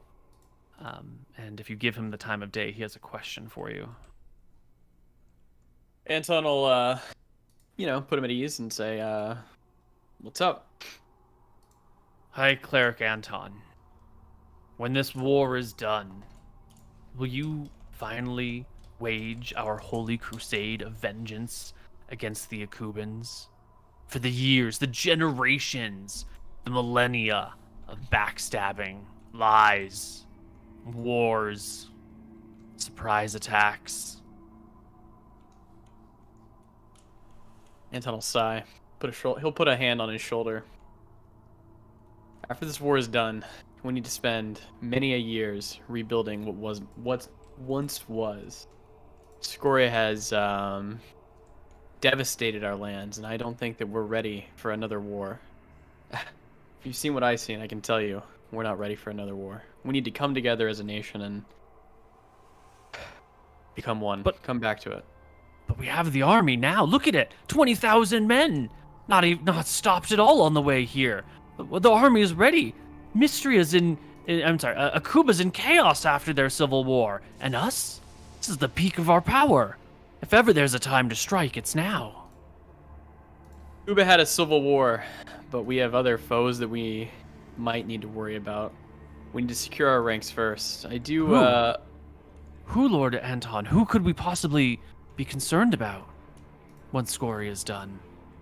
Let's win this war, and then you can come and have a talk with me, okay? He salutes. He nods. He What's your name, bothers soldier? you no more. Roy. My name's Roy. Captain Roy Martinez. All right, Captain Roy Martinez. You seek me out. After. Yeah. He salutes and promises to come find you afterwards, and you can finish your patrol that night. That'll be a problem for future Anton. Well,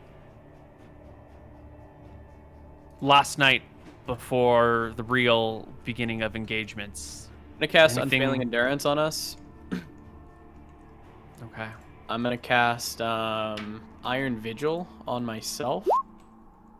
It lasts a week plus 1 day per level. I shouldn't have to sleep until that's over. Right. You have to sleep if you need to memorize spells, but otherwise you can ignore the sleep, right? Yeah. Great. Planning on probably ignoring the sleep if I can. Okay. Yeah, you can choose to meditate instead, and that Yeah. gives you bonuses to your watches and stuff. Okay. All right. I think that's everything. Yep, that's what I guessed. Unfailing Endurance is on all 3 of us. Okay. I'm going to be taking for my 6th level spell slots Skip Day and Find the Path. All right.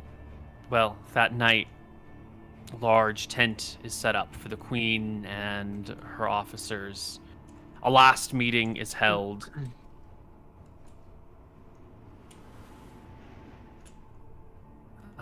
You're informed that some days ago, a messenger has arrived from the capital on horseback. They left 3 days ago. They're arriving now, letting you know that that assassin that you had subdued and captured and stolen the Ring of Invisibility from, 4 days ago, she had managed to kill one of her interrogators and has escaped the castle. Not a big deal. How? She doesn't have her Ring of Is Invisibility. Oxambar alive? I know, but how did she This escape person- the castle? She's in the dungeons of the deepest. She was in fucking the depths. dungeons. She was being interrogated. The soldier will tell you that she must have broken every bone in her hand because her manacles were slipped off without being unlocked. Oh. She must be, completely disarmed. Wait, who is it? Which person is this? That assassin that had the Ring of Invisibility that you guys captured and interrogated and got some She information escaped from from the and her dungeons. supplies. Yeah. I can't even believe it. That's yeah. Unbelievable. It's unusual. Okay. This messenger left before the battle between Scoria and Sombar, so they know nothing about that. Should I risk a 5th level spell slot one day to sending her, or just worry about it once this is over? Fuck it. We'll see if Sombar's alive later. We'll have to go back and get Shine, I suppose. Maybe now's the time. Should I go and get Shine tomorrow? Yeah. Why not tonight? Well, the I Queen mean, wait. asks. I think we should wait army. because we need to clear out the Wormwood first, and that's like tomorrow's big battle, I'd assume. Yeah. Okay, yeah, let's clear out the Shine Wormwood could be first. infinitely useful for that, though, Imric. I think grabbing her tonight could be good. Well, the ring has teleport in it. I could go back now. Oh, I don't have my teleport spells today because I used the. I had fabricate, so I'll have to get it tomorrow. Okay. I don't have an app, anyways. All right, I'll get it tomorrow. Plans are being drawn up for the Wormwood. Yeah, we're gonna get Unless attacked the three tonight. of you. We should be Right. building like trenches and walls and getting ready to defend our camp. Yeah. The They army's can, ready. They can yeah. handle that, yeah. Yeah. The officers, the engineers, the crew workers, they'll handle that thing. The discussion's about tomorrow and the Wormwood and whether we should take it by storm in one day, so that they don't have any time to prepare or counterattack, or whether we should take our time and pick it apart piece by piece as slowly and carefully as possible. We should bring always Shine take our here time. and They've let- had all this time to prepare. There's no way we're taking anybody by surprise at this point. So, I say we bring Shine and have her ruin some of the forest. Mhm. They're not going to have dragon attacking things, I'll tell you that, because then Scoria would be paranoid that they're going to attack her. Mhm. So You Shine think so, should be huh? absolutely impenetrable, and she should be able to decimate the Wormwood by herself. Mhm. That's it. Okay, so we go slow tomorrow whilst I get Shine. But once Shine is here, I think we We let push. Shine handle it. Yeah, or we're not just alone, but we'll be we'll be going with her. we instead. go with her. Yeah. Yeah. Right. And So in the morning- anytime we get attacked, we personally do what we did with the Giants. Like we go for the strongest element of the attack. Personally. Yeah, whatever our The army does army. in action economy So that- defeat. Yeah. That means our heroes will be on the front line. Yeah. Oh yeah. Yeah, Okay. I think that's fair. Okay. Well, the night comes. Everyone beds down to sleep. And sure enough, throughout the night, whistles are being blown, drums are being beaten. You can hear from the Wormwood the music of the goblins and of the orcs and their nefarious, like rhythmic pounding and taunting in their guttural languages. And every now and then they probe your lines, make some attacks, run out of the woods. The night is sort of a frustrating one. No one can get really good sleep this night because the goblins are always alerting something and then falling back and alerting someone else and falling back, and whistles are going off and men are being called to scout this area and that. Spellcasters, once you're 2 hours into trying to fall asleep before being woken again by the next volley of sounds, how do you want to deal with sleeping and spells and being woken up? Well, I need to sleep, so I will try and ignore the sound of the drums, count sheep to the drums. Mm-hmm. You're gonna put if I need to get Shine, I need to be able to cast spells. So right, and these 2,000 men can handle this encampment on their own, right? You can sleep for the night, you think? yeah, I think so. Yeah. Are you? You're a pretty experienced warrior too. You've been at this for a while. Is there any chance that the excitement of the night plus all the sounds will make it so that you can't fall asleep? Is there any way that you? Personally, I don't think feel so. like we've been in it's so a big many forest. Unbelievably crazy situations before that. This is crazy as it is. This is probably one of the least stressful times we've had because we're surrounded by our entire army. We're about as prepared as we ever can be. This is one of the good times. Yeah.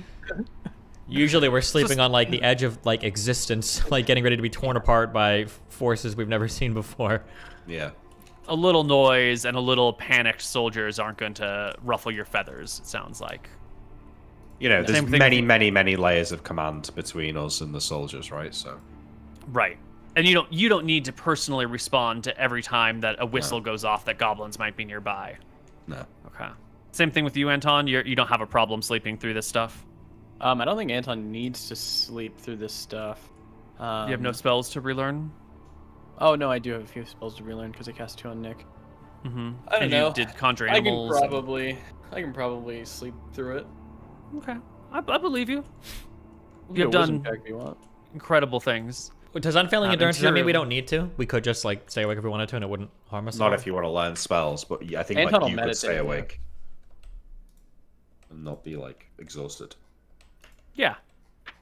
I think Tyrael can spend a sleepless night or a half sleep night, just sort of like a checked out but not entirely unconscious, if you want, in your armor, if you'd like. Well, if it doesn't have a penalty, I'd like to go in. I'll just talk to people, hang out, calm the troops, tell them some inspiring stories. Walk amongst the front line. Yeah. Nice. If you guys Do you think this have- is scary, you should have seen Yeah, do you us. have one sample? Yeah, give me the story that you tell them that was more scary than this night. One sample.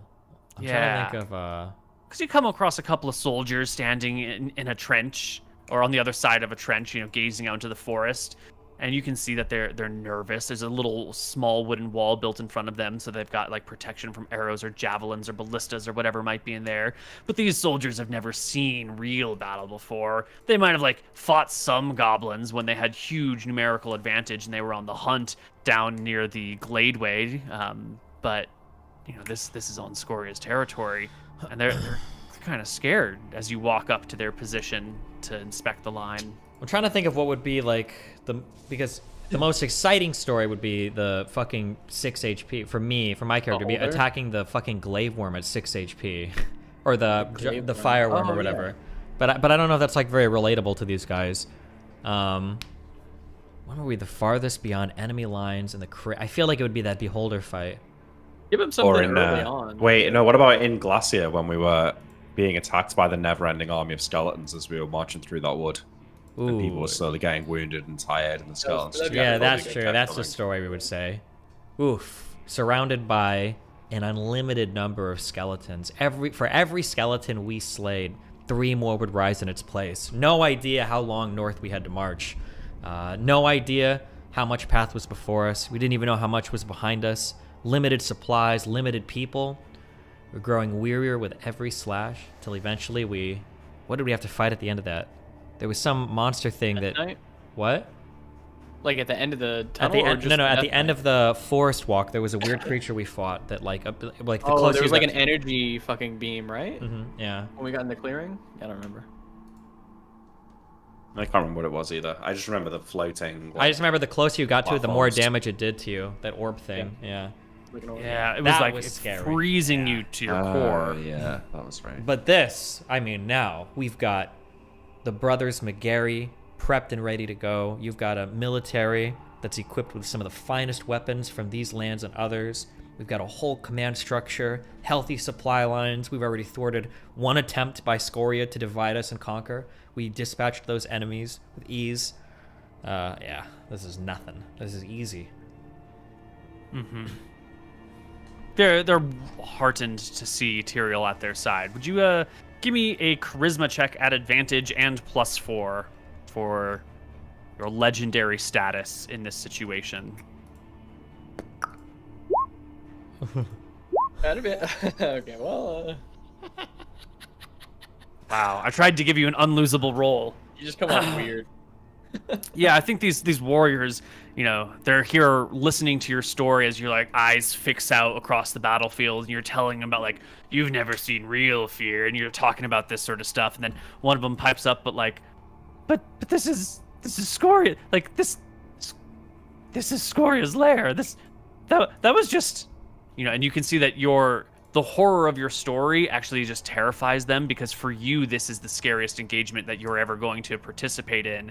And so like this nightmare story of the cold and the undead and these voids that sucked all the heat out of everything being like lesser than what they're about to face only like weakens their knees, causes them to like shake in fear at what the next couple days will bring. Well, Can't win them all. Hey, what are you gonna do? Better roll those now than when fighting Scoria. Yeah, of course. Just getting them out of the way, you know. Yeah, totally. Okay, well, the night will pass. Little goblin raids and attacks. By morning time, a few dozen bodies can be collected from the edge of the wood and the edge of the line. Only 2 of your soldiers have been injured or killed, one wounded, one slain by some goblins that crawled low to the ground with grasses stuck to their clothes and snuck into the lines and hacked someone to death with a hatchet before being ripped apart themselves. It's the next day. It's early April. You're at the Wormwood. Everyone wakes up and memorizes their spells. Emmerich, are you going to go get Shine today? I mean, if everything seems relatively chill overnight, then yes. Yeah. I don't... What condition would not be chill enough for you? I don't know. Like, it wasn't like some huge attack and loads of people got killed. No? Yeah, so like in the morning, you know, we've got one tent. I'll say I'm getting my spell books out. You know, what do you guys think? Should I go back and get Shine today? Get Shine immediately, yeah. Okay. Can I get... I mean, I need a teleport stand. I can fabricate one, or maybe we could have had one built yesterday. I think we had one built yesterday, right? They can have one built. You're going to want to memorize it, right? Yeah. You know it very well. Yeah, I think that's what I need to do. I learn my spells, I need to study it. If we can make it like 20 feet high, then it doesn't need to be that well. Yes. You can make it 20 feet high. Then you just need to study it carefully, right? I'm not sure of the exact maths, but yeah. Yeah. Yeah. You don't care if you fall 40 feet. That's not a big 20 deal. feet. 20 feet. Sure, but if it's just studied carefully, then it becomes a 40-foot fall. But that doesn't matter. You got fly on persistence, so... Oh, sorry. I'm saying, I can't be more than 20 feet down, though. Yeah. Right. But you can build a 20-foot tower. That's not a problem. You know, there's a 10-foot tower built earlier in the day, and they tell you... I'm saying, like, it's studied carefully, only on a 1 or a 2 that you go low. Studied carefully, 99 or 100 is low, 1 to 4 is high. Okay. Yeah, so there you go. 20-foot tower, studied carefully. Yeah. And so it sounds like they've already got a 10-foot tower. They'll make it a 20-foot tower in a few hours, and then you'll spend half a day studying it carefully. Yeah. Then I'll teleport home. Okay. Oh, you Shine. Well, by late afternoon, you are ready to teleport home. You've walked the tower. You watched it get built. You know, you've smelled and tasted the wood. You've located your position near the stony ridge where near the dead river. You can see Crownhold in the distance. You triangulate your spot. You make down mathematical models of where you think you are on the curvature of the earth, coming up with like a rudimentary longitude, latitude. You know, you examine the earth and the dirt near you, the types of trees, the weeds that are growing underneath this tower. You've got the area mapped in your mind. You set up flags to around this area to help like cement it in your place. You put something of yours in the zone to sort of in the middle of the tower, like a little token or a little wizard marked tidbit of yours to help center yourself here. You cast some spell from the tower just as a matter of practice of what it feels like to cast magic from this spot. You take your time. You study this area carefully. True. And that evening, you go?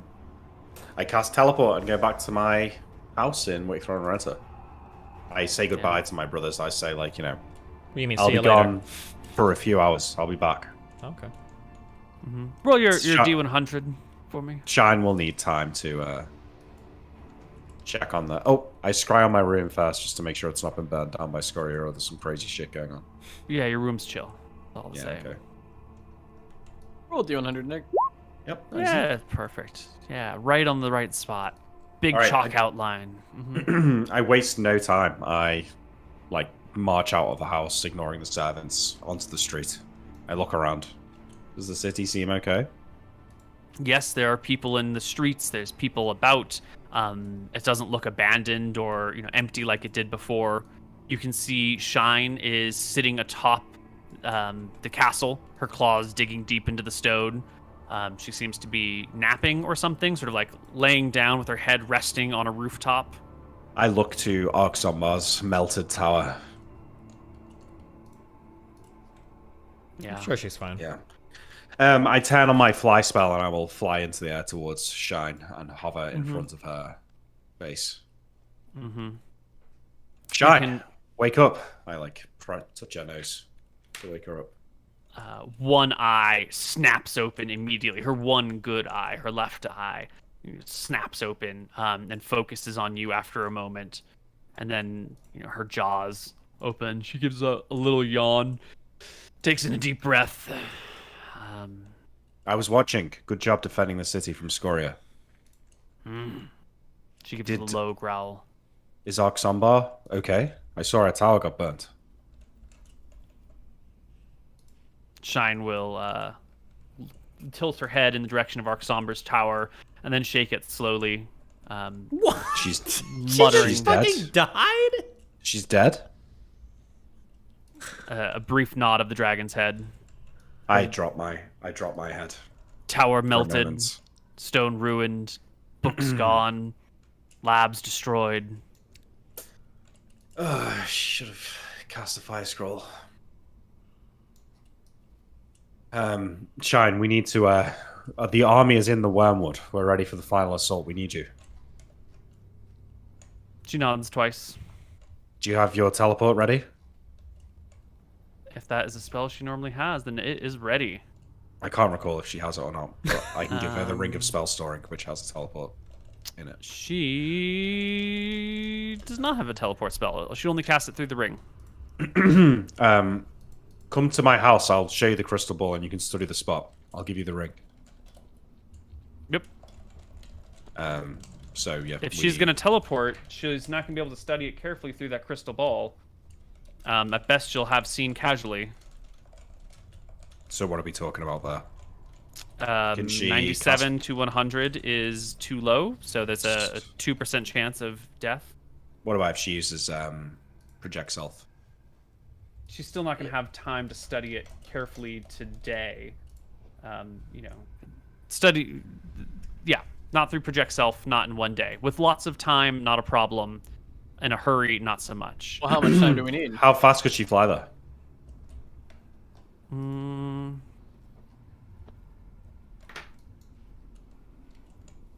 12 miles an hour, you said, right?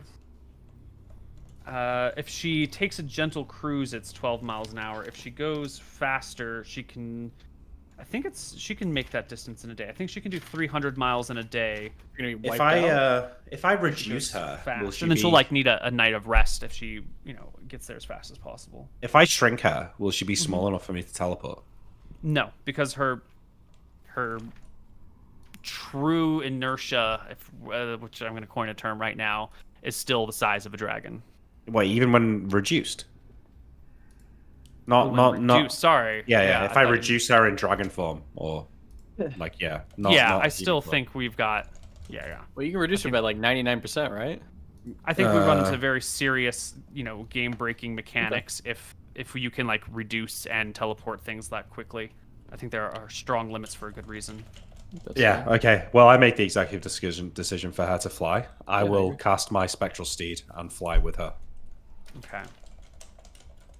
You came in the evening, so the two of you will take the night to fly back. That's what the queen said not to do. We stay close together. It's not worth 2% chance that she does. No, it's absolutely not. Yeah, that would be Can you terrible. roll it, Koibu? Just curious. Yeah. So this would be a 99 or 100. She would die. Ooh, should be It's fine. Would've It's been fine. She would have been okay. You made a bad decision. She would have been okay. It's okay. We made a bad decision. We're not rolling for real, so it doesn't matter. Terrible decision. We're not rolling. Now pretend you were rolling for real on a D100. Let's say she really did go. Okay, Yeah, if whatever. Nick had rolled it, though. If I'd have rolled it, she'd probably. Well, that's how it would have happened, Oh, no, it's fine. Yeah. I only roll 33. Yeah. Alright. Okay. Yeah.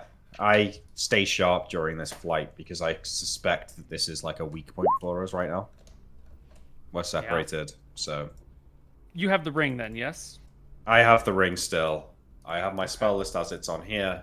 I have my wands ready as well in case I need to fight from my spectral steed. I've got my bow. I stay close to Shine. I think I'm faster than her, so I will just stay near her the whole time. Okay.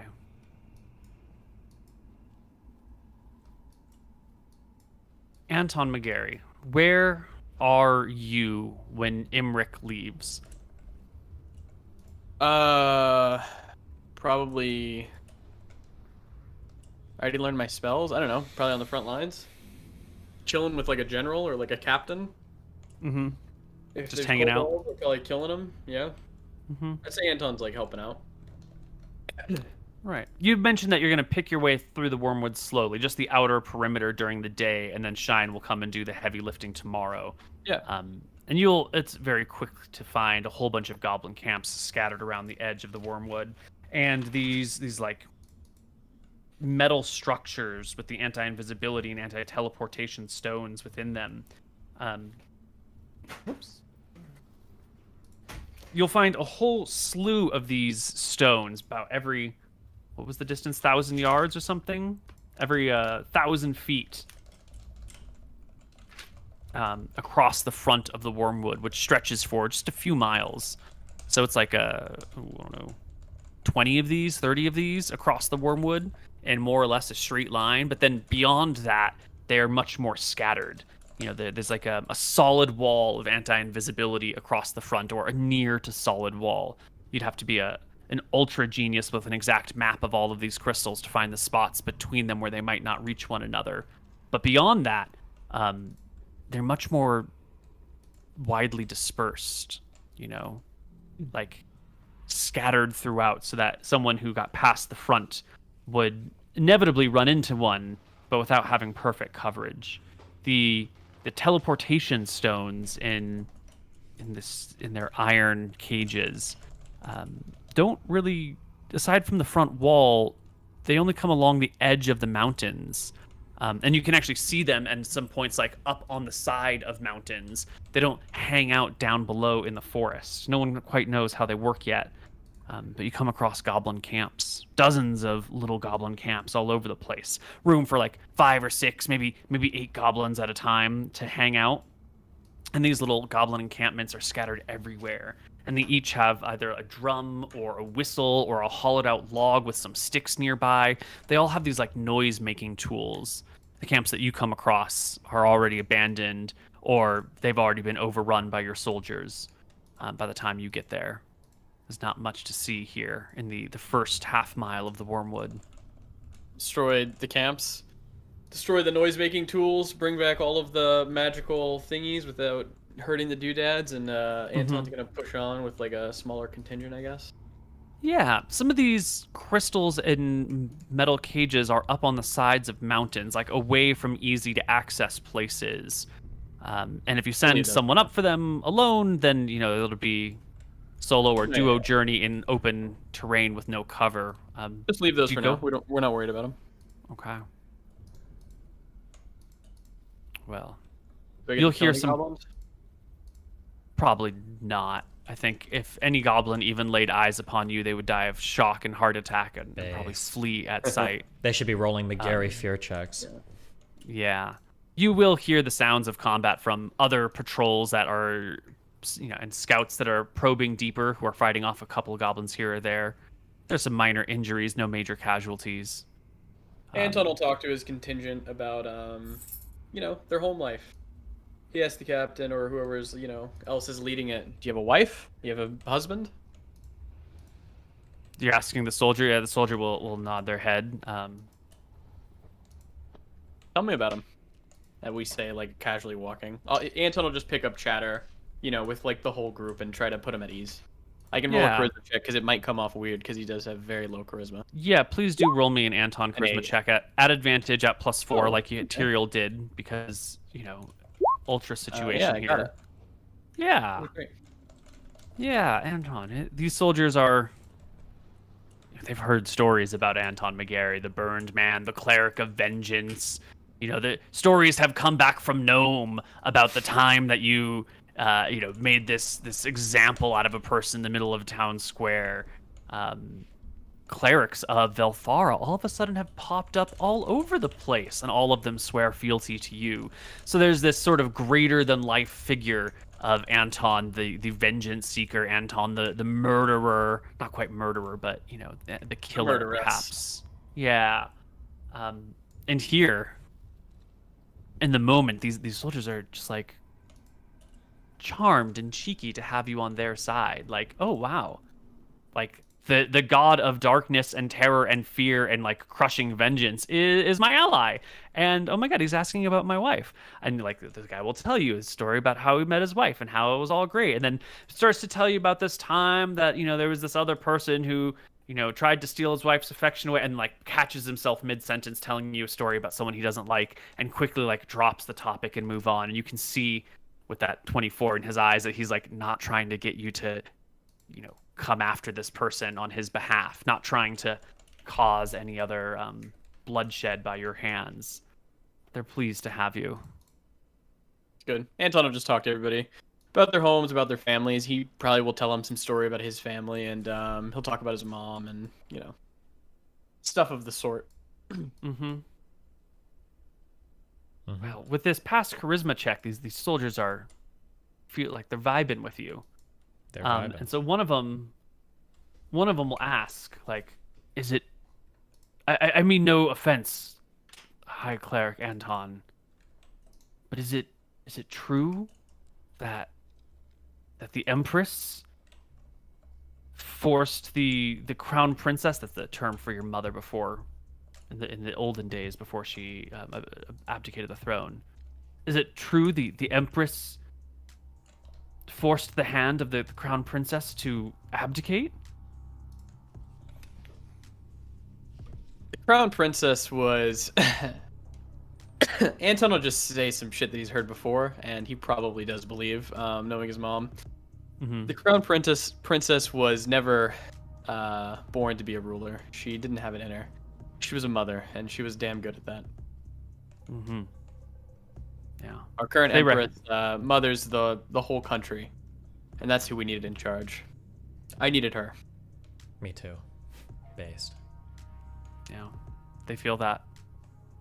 And what a good job she did, raising the 3 Queensmen, the 3 heroes of Drekis. Yeah, Anton will remark, who knows, maybe Tempos had a hand in it. Maybe me and my 3 brothers, and even you guys here, were set on a different path than being princes and nobility. And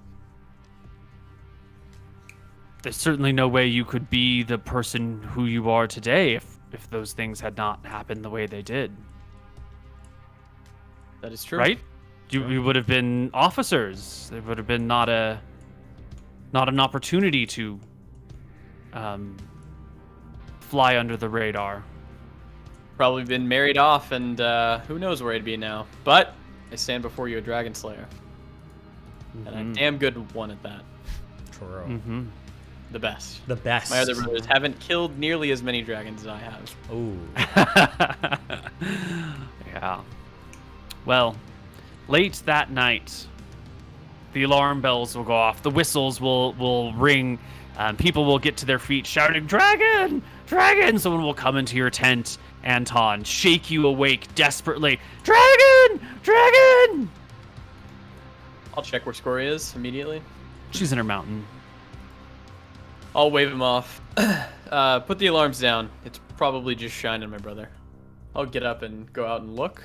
Mm-hmm. And sure enough, there is a dragon landing in the field not too far from here, and beginning to march in on all fours before reducing to that shape and size of a human. And Anton and Shine and Imric, late at night, will arrive and camp. Did we miss any fun? I say as I give Anton a hug. Give him a hug back. Just a few kobolds. Seems like the forest is pretty pretty barren. There's a lot of teleportation things, or anti-teleportation things, on the mountain. We didn't have a fly spell or anything, so I told the troops not to deal with it now, but Nah, it's We fine, best I to get think. those before Shine ruins the wormwood. You think? Why do we need them? More magic, I guess. I shrug. If we don't need them, it is what I it is. don't think we need them. Okay. Um, Good to see you, Shine. She tips her golden head in your direction, her eye patch covering her one missing eye. We've had quite the easy journey up here. We were attacked once as we were crossing the Dead River. But other than that, not much resistance. Imagine the real challenges waiting for us in those mountains. Anton with his low charisma will crack a joke. Oh, I guess Shine kept an eye out, huh? Jesus Christ. There's lots of Not good. throat clearing and scoffing and people kicking the ground and Shine keeps her composure. It's fine. when we go in, Shine, are you coming with us? I mean, I assume you'll fit, given it's built for Scoria. I serve your family, she says, looking at Tyrael directly, Why and then not? back to you. I will do as you command. What do you think, Tyrael? Maybe we keep her out here to defend the army. You mean as we make our way into the lair or through the wormwood, or? Yeah, as we make our way into the lair. I think we bring her We to the no fight no. with Scoria. We absolutely bring her with us. That's not Okay. even a question, of course. All right. Yeah, absolutely. Then get ready, Shine. Your journey is only just beginning. Shine, real test awaits us. tomorrow, we need you to handle the brunt of the wormwood. Mm-hmm. If you could go in and dragon flame it, Maybe use gas rather than flame. gas would work, actually, yeah. Yeah. As long good as for it's not gonna, Goblin like, Boros. hang Good eye out, Emmerich. It's not gonna hang around for a long time and like make it hard for us to pass through, right? Depending on where she goes. No, the gas will dissipate eventually. Yeah, It's good for all the Time goblin and burrows and that, right? sure. It'll like go down in little holes and fuck them all up. You're a genius, Emmerich. Yeah. The next day, by air, Shine will, scout out the wormwood. Imric can come with her, or whoever else needs to come along can. You have plenty of position, and it's fine. You can see the entrance to Scoria's lair is this base. It's got, 100 orcs around it at least. Who knows if there are more inside. There's not even like tents or structures set outside for people to live in. So there must be, some sort of structure inside for the soldiers, for the orcs and the goblins and the whatnots to live here. There are ogres, lots of ogres, hundreds of orcs, maybe 100 orcs, and some mountain giants scattered about as well. And the forest is cleared in all directions for maybe 1,000 yards. Laid barren and ruined so that nobody can sneak up. And here, the ash, the snow in this region has all melted, or it never stuck to the ground here, but there is sort of this low-lying ash of all the burned woods, all the burned trees that sort of functions in the same way as snow, like very delicate ground that could be, that would leave an imprint of a footprint for anyone approaching, save the dirt road that has already been marched 1,000 times by 1,000 feet in and out. There's still plenty of space between you and this spot within the wormwood that will need to be made clear. All right, well, I think we wait until the morning to deal with that because I'd like to take different spells now that we're here. Mm-hmm. Yeah, I think that's Yeah, fine. you Shine not able just to breathe gas on them all? Shine can step forward and breathe gas into the woods. She lets you know that the gas will kill everything it touches. Of course. Birds, squirrels, badgers, doesn't matter. Little fey creatures, they'll all choke They're to all death. fucked. I mean, Yeah. who chooses to live here? You're Sure. kind of asking for trouble. Absolutely. 100%. And Shine will go through and she'll be able to start to clear out the woods. After an hour, she tells you it'll take, if you want her to make sure every last spot in these woods are gone, it'll take her a couple of days. But she could probably do it with by herself with no losses. No damage. Personally, I think it's enough What to we just want. clear a path. Yeah, I But don't if think we have to wanna clear the take whole forest, just like the path, yeah. Yeah.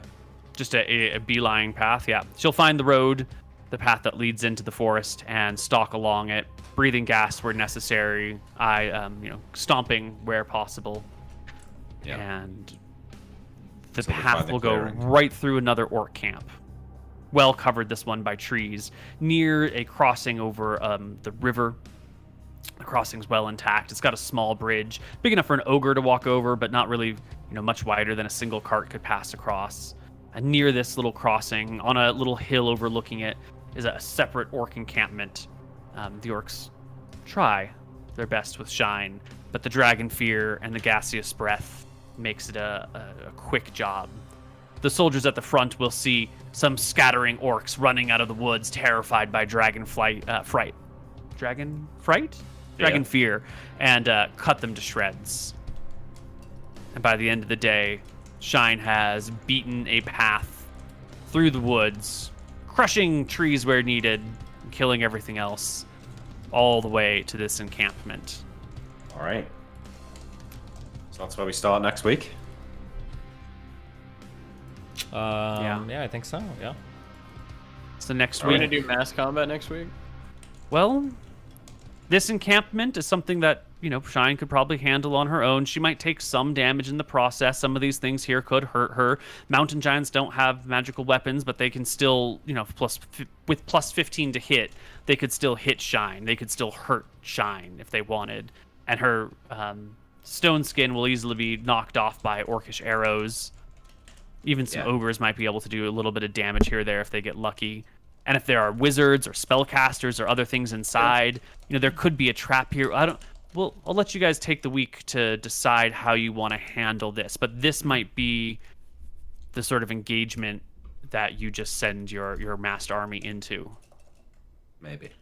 And if we do, we don't necessarily need to roll mass combat. Like, you have 20,000 people. You can easily take this. You will take some losses. Just how many people die? Yeah. Yeah, if you care deeply about the lives of these people, we can find a way to count their losses. If you just want to sack this position, you can just throw as many as it takes at it, Based. and it won't matter. Yeah, well, we can have a think about that. I mean, I think that we can do maybe a little bit of both. In that Both. we can Maybe Shine go can with go in, do a giants. few runs, and then we send the army in. Yeah, like we snipe the giants. Shine breathes fire. Then the army goes in, or something like that. Mm-hmm. Okay. Well, you got the week to think about it. We got the Sounds week. good. All right, good episode. Enjoyed that, and we're here. The end is Do you have nigh. questions this week, Steve? Let me bring it up.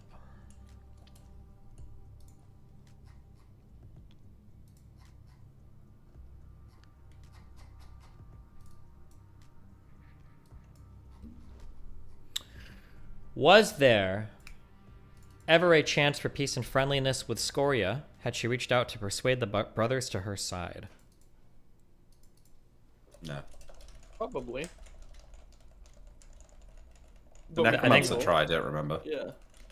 Yeah, but at the end of her life, Yeah.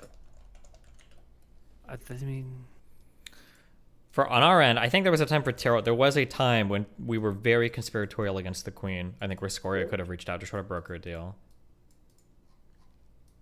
I think so. I don't think But we would those- have taken it. yeah. Those conspiracies have all faded away, and your position is too good Surely. now to ever join with Scoria. Oh yeah, absolutely. Well, we Yeah. don't need Scoria anymore. The odds are now heavily in our favor, I would say. True. Mm-hmm. And then the final question is, does Queen Wick regret at all starting this war considering what it has cost Drekus? Good question. No, absolutely not. She's going to be Empress. She might have lost some towns, but hey, that's what happens. And she didn't start the war, really. The demons started the war, and the Mystrians started the war by attacking her forces who were looting Old Eridon. The queen takes no responsibility for these things. Nick started the war. I started the war. Nick started the war. Yeah. I Yeah, think sweet. that's it for this week. I'm doing a subathon to help raise funds for my wedding. I think we have like 80 hours or whatever left at bare minimum. It's 2 minutes per sub. So if you have a Twitch Prime or anything and you want to help out, it'd be awesome if you could throw it my way. Thanks. All right. Well, I think we'll be back at this time Next week. next Yeah, week. on the- We're not changing that one at all, right? It was the next one. Yeah, it's the one after. On the 15th, we'll play on the 14th instead. But normal time next week. Gotcha.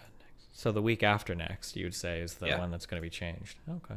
Yep. So next Thursday we play, and then next Wednesday we play. When do Okay. you go to Georgia? I think I drive tomorrow. So. Oh, she.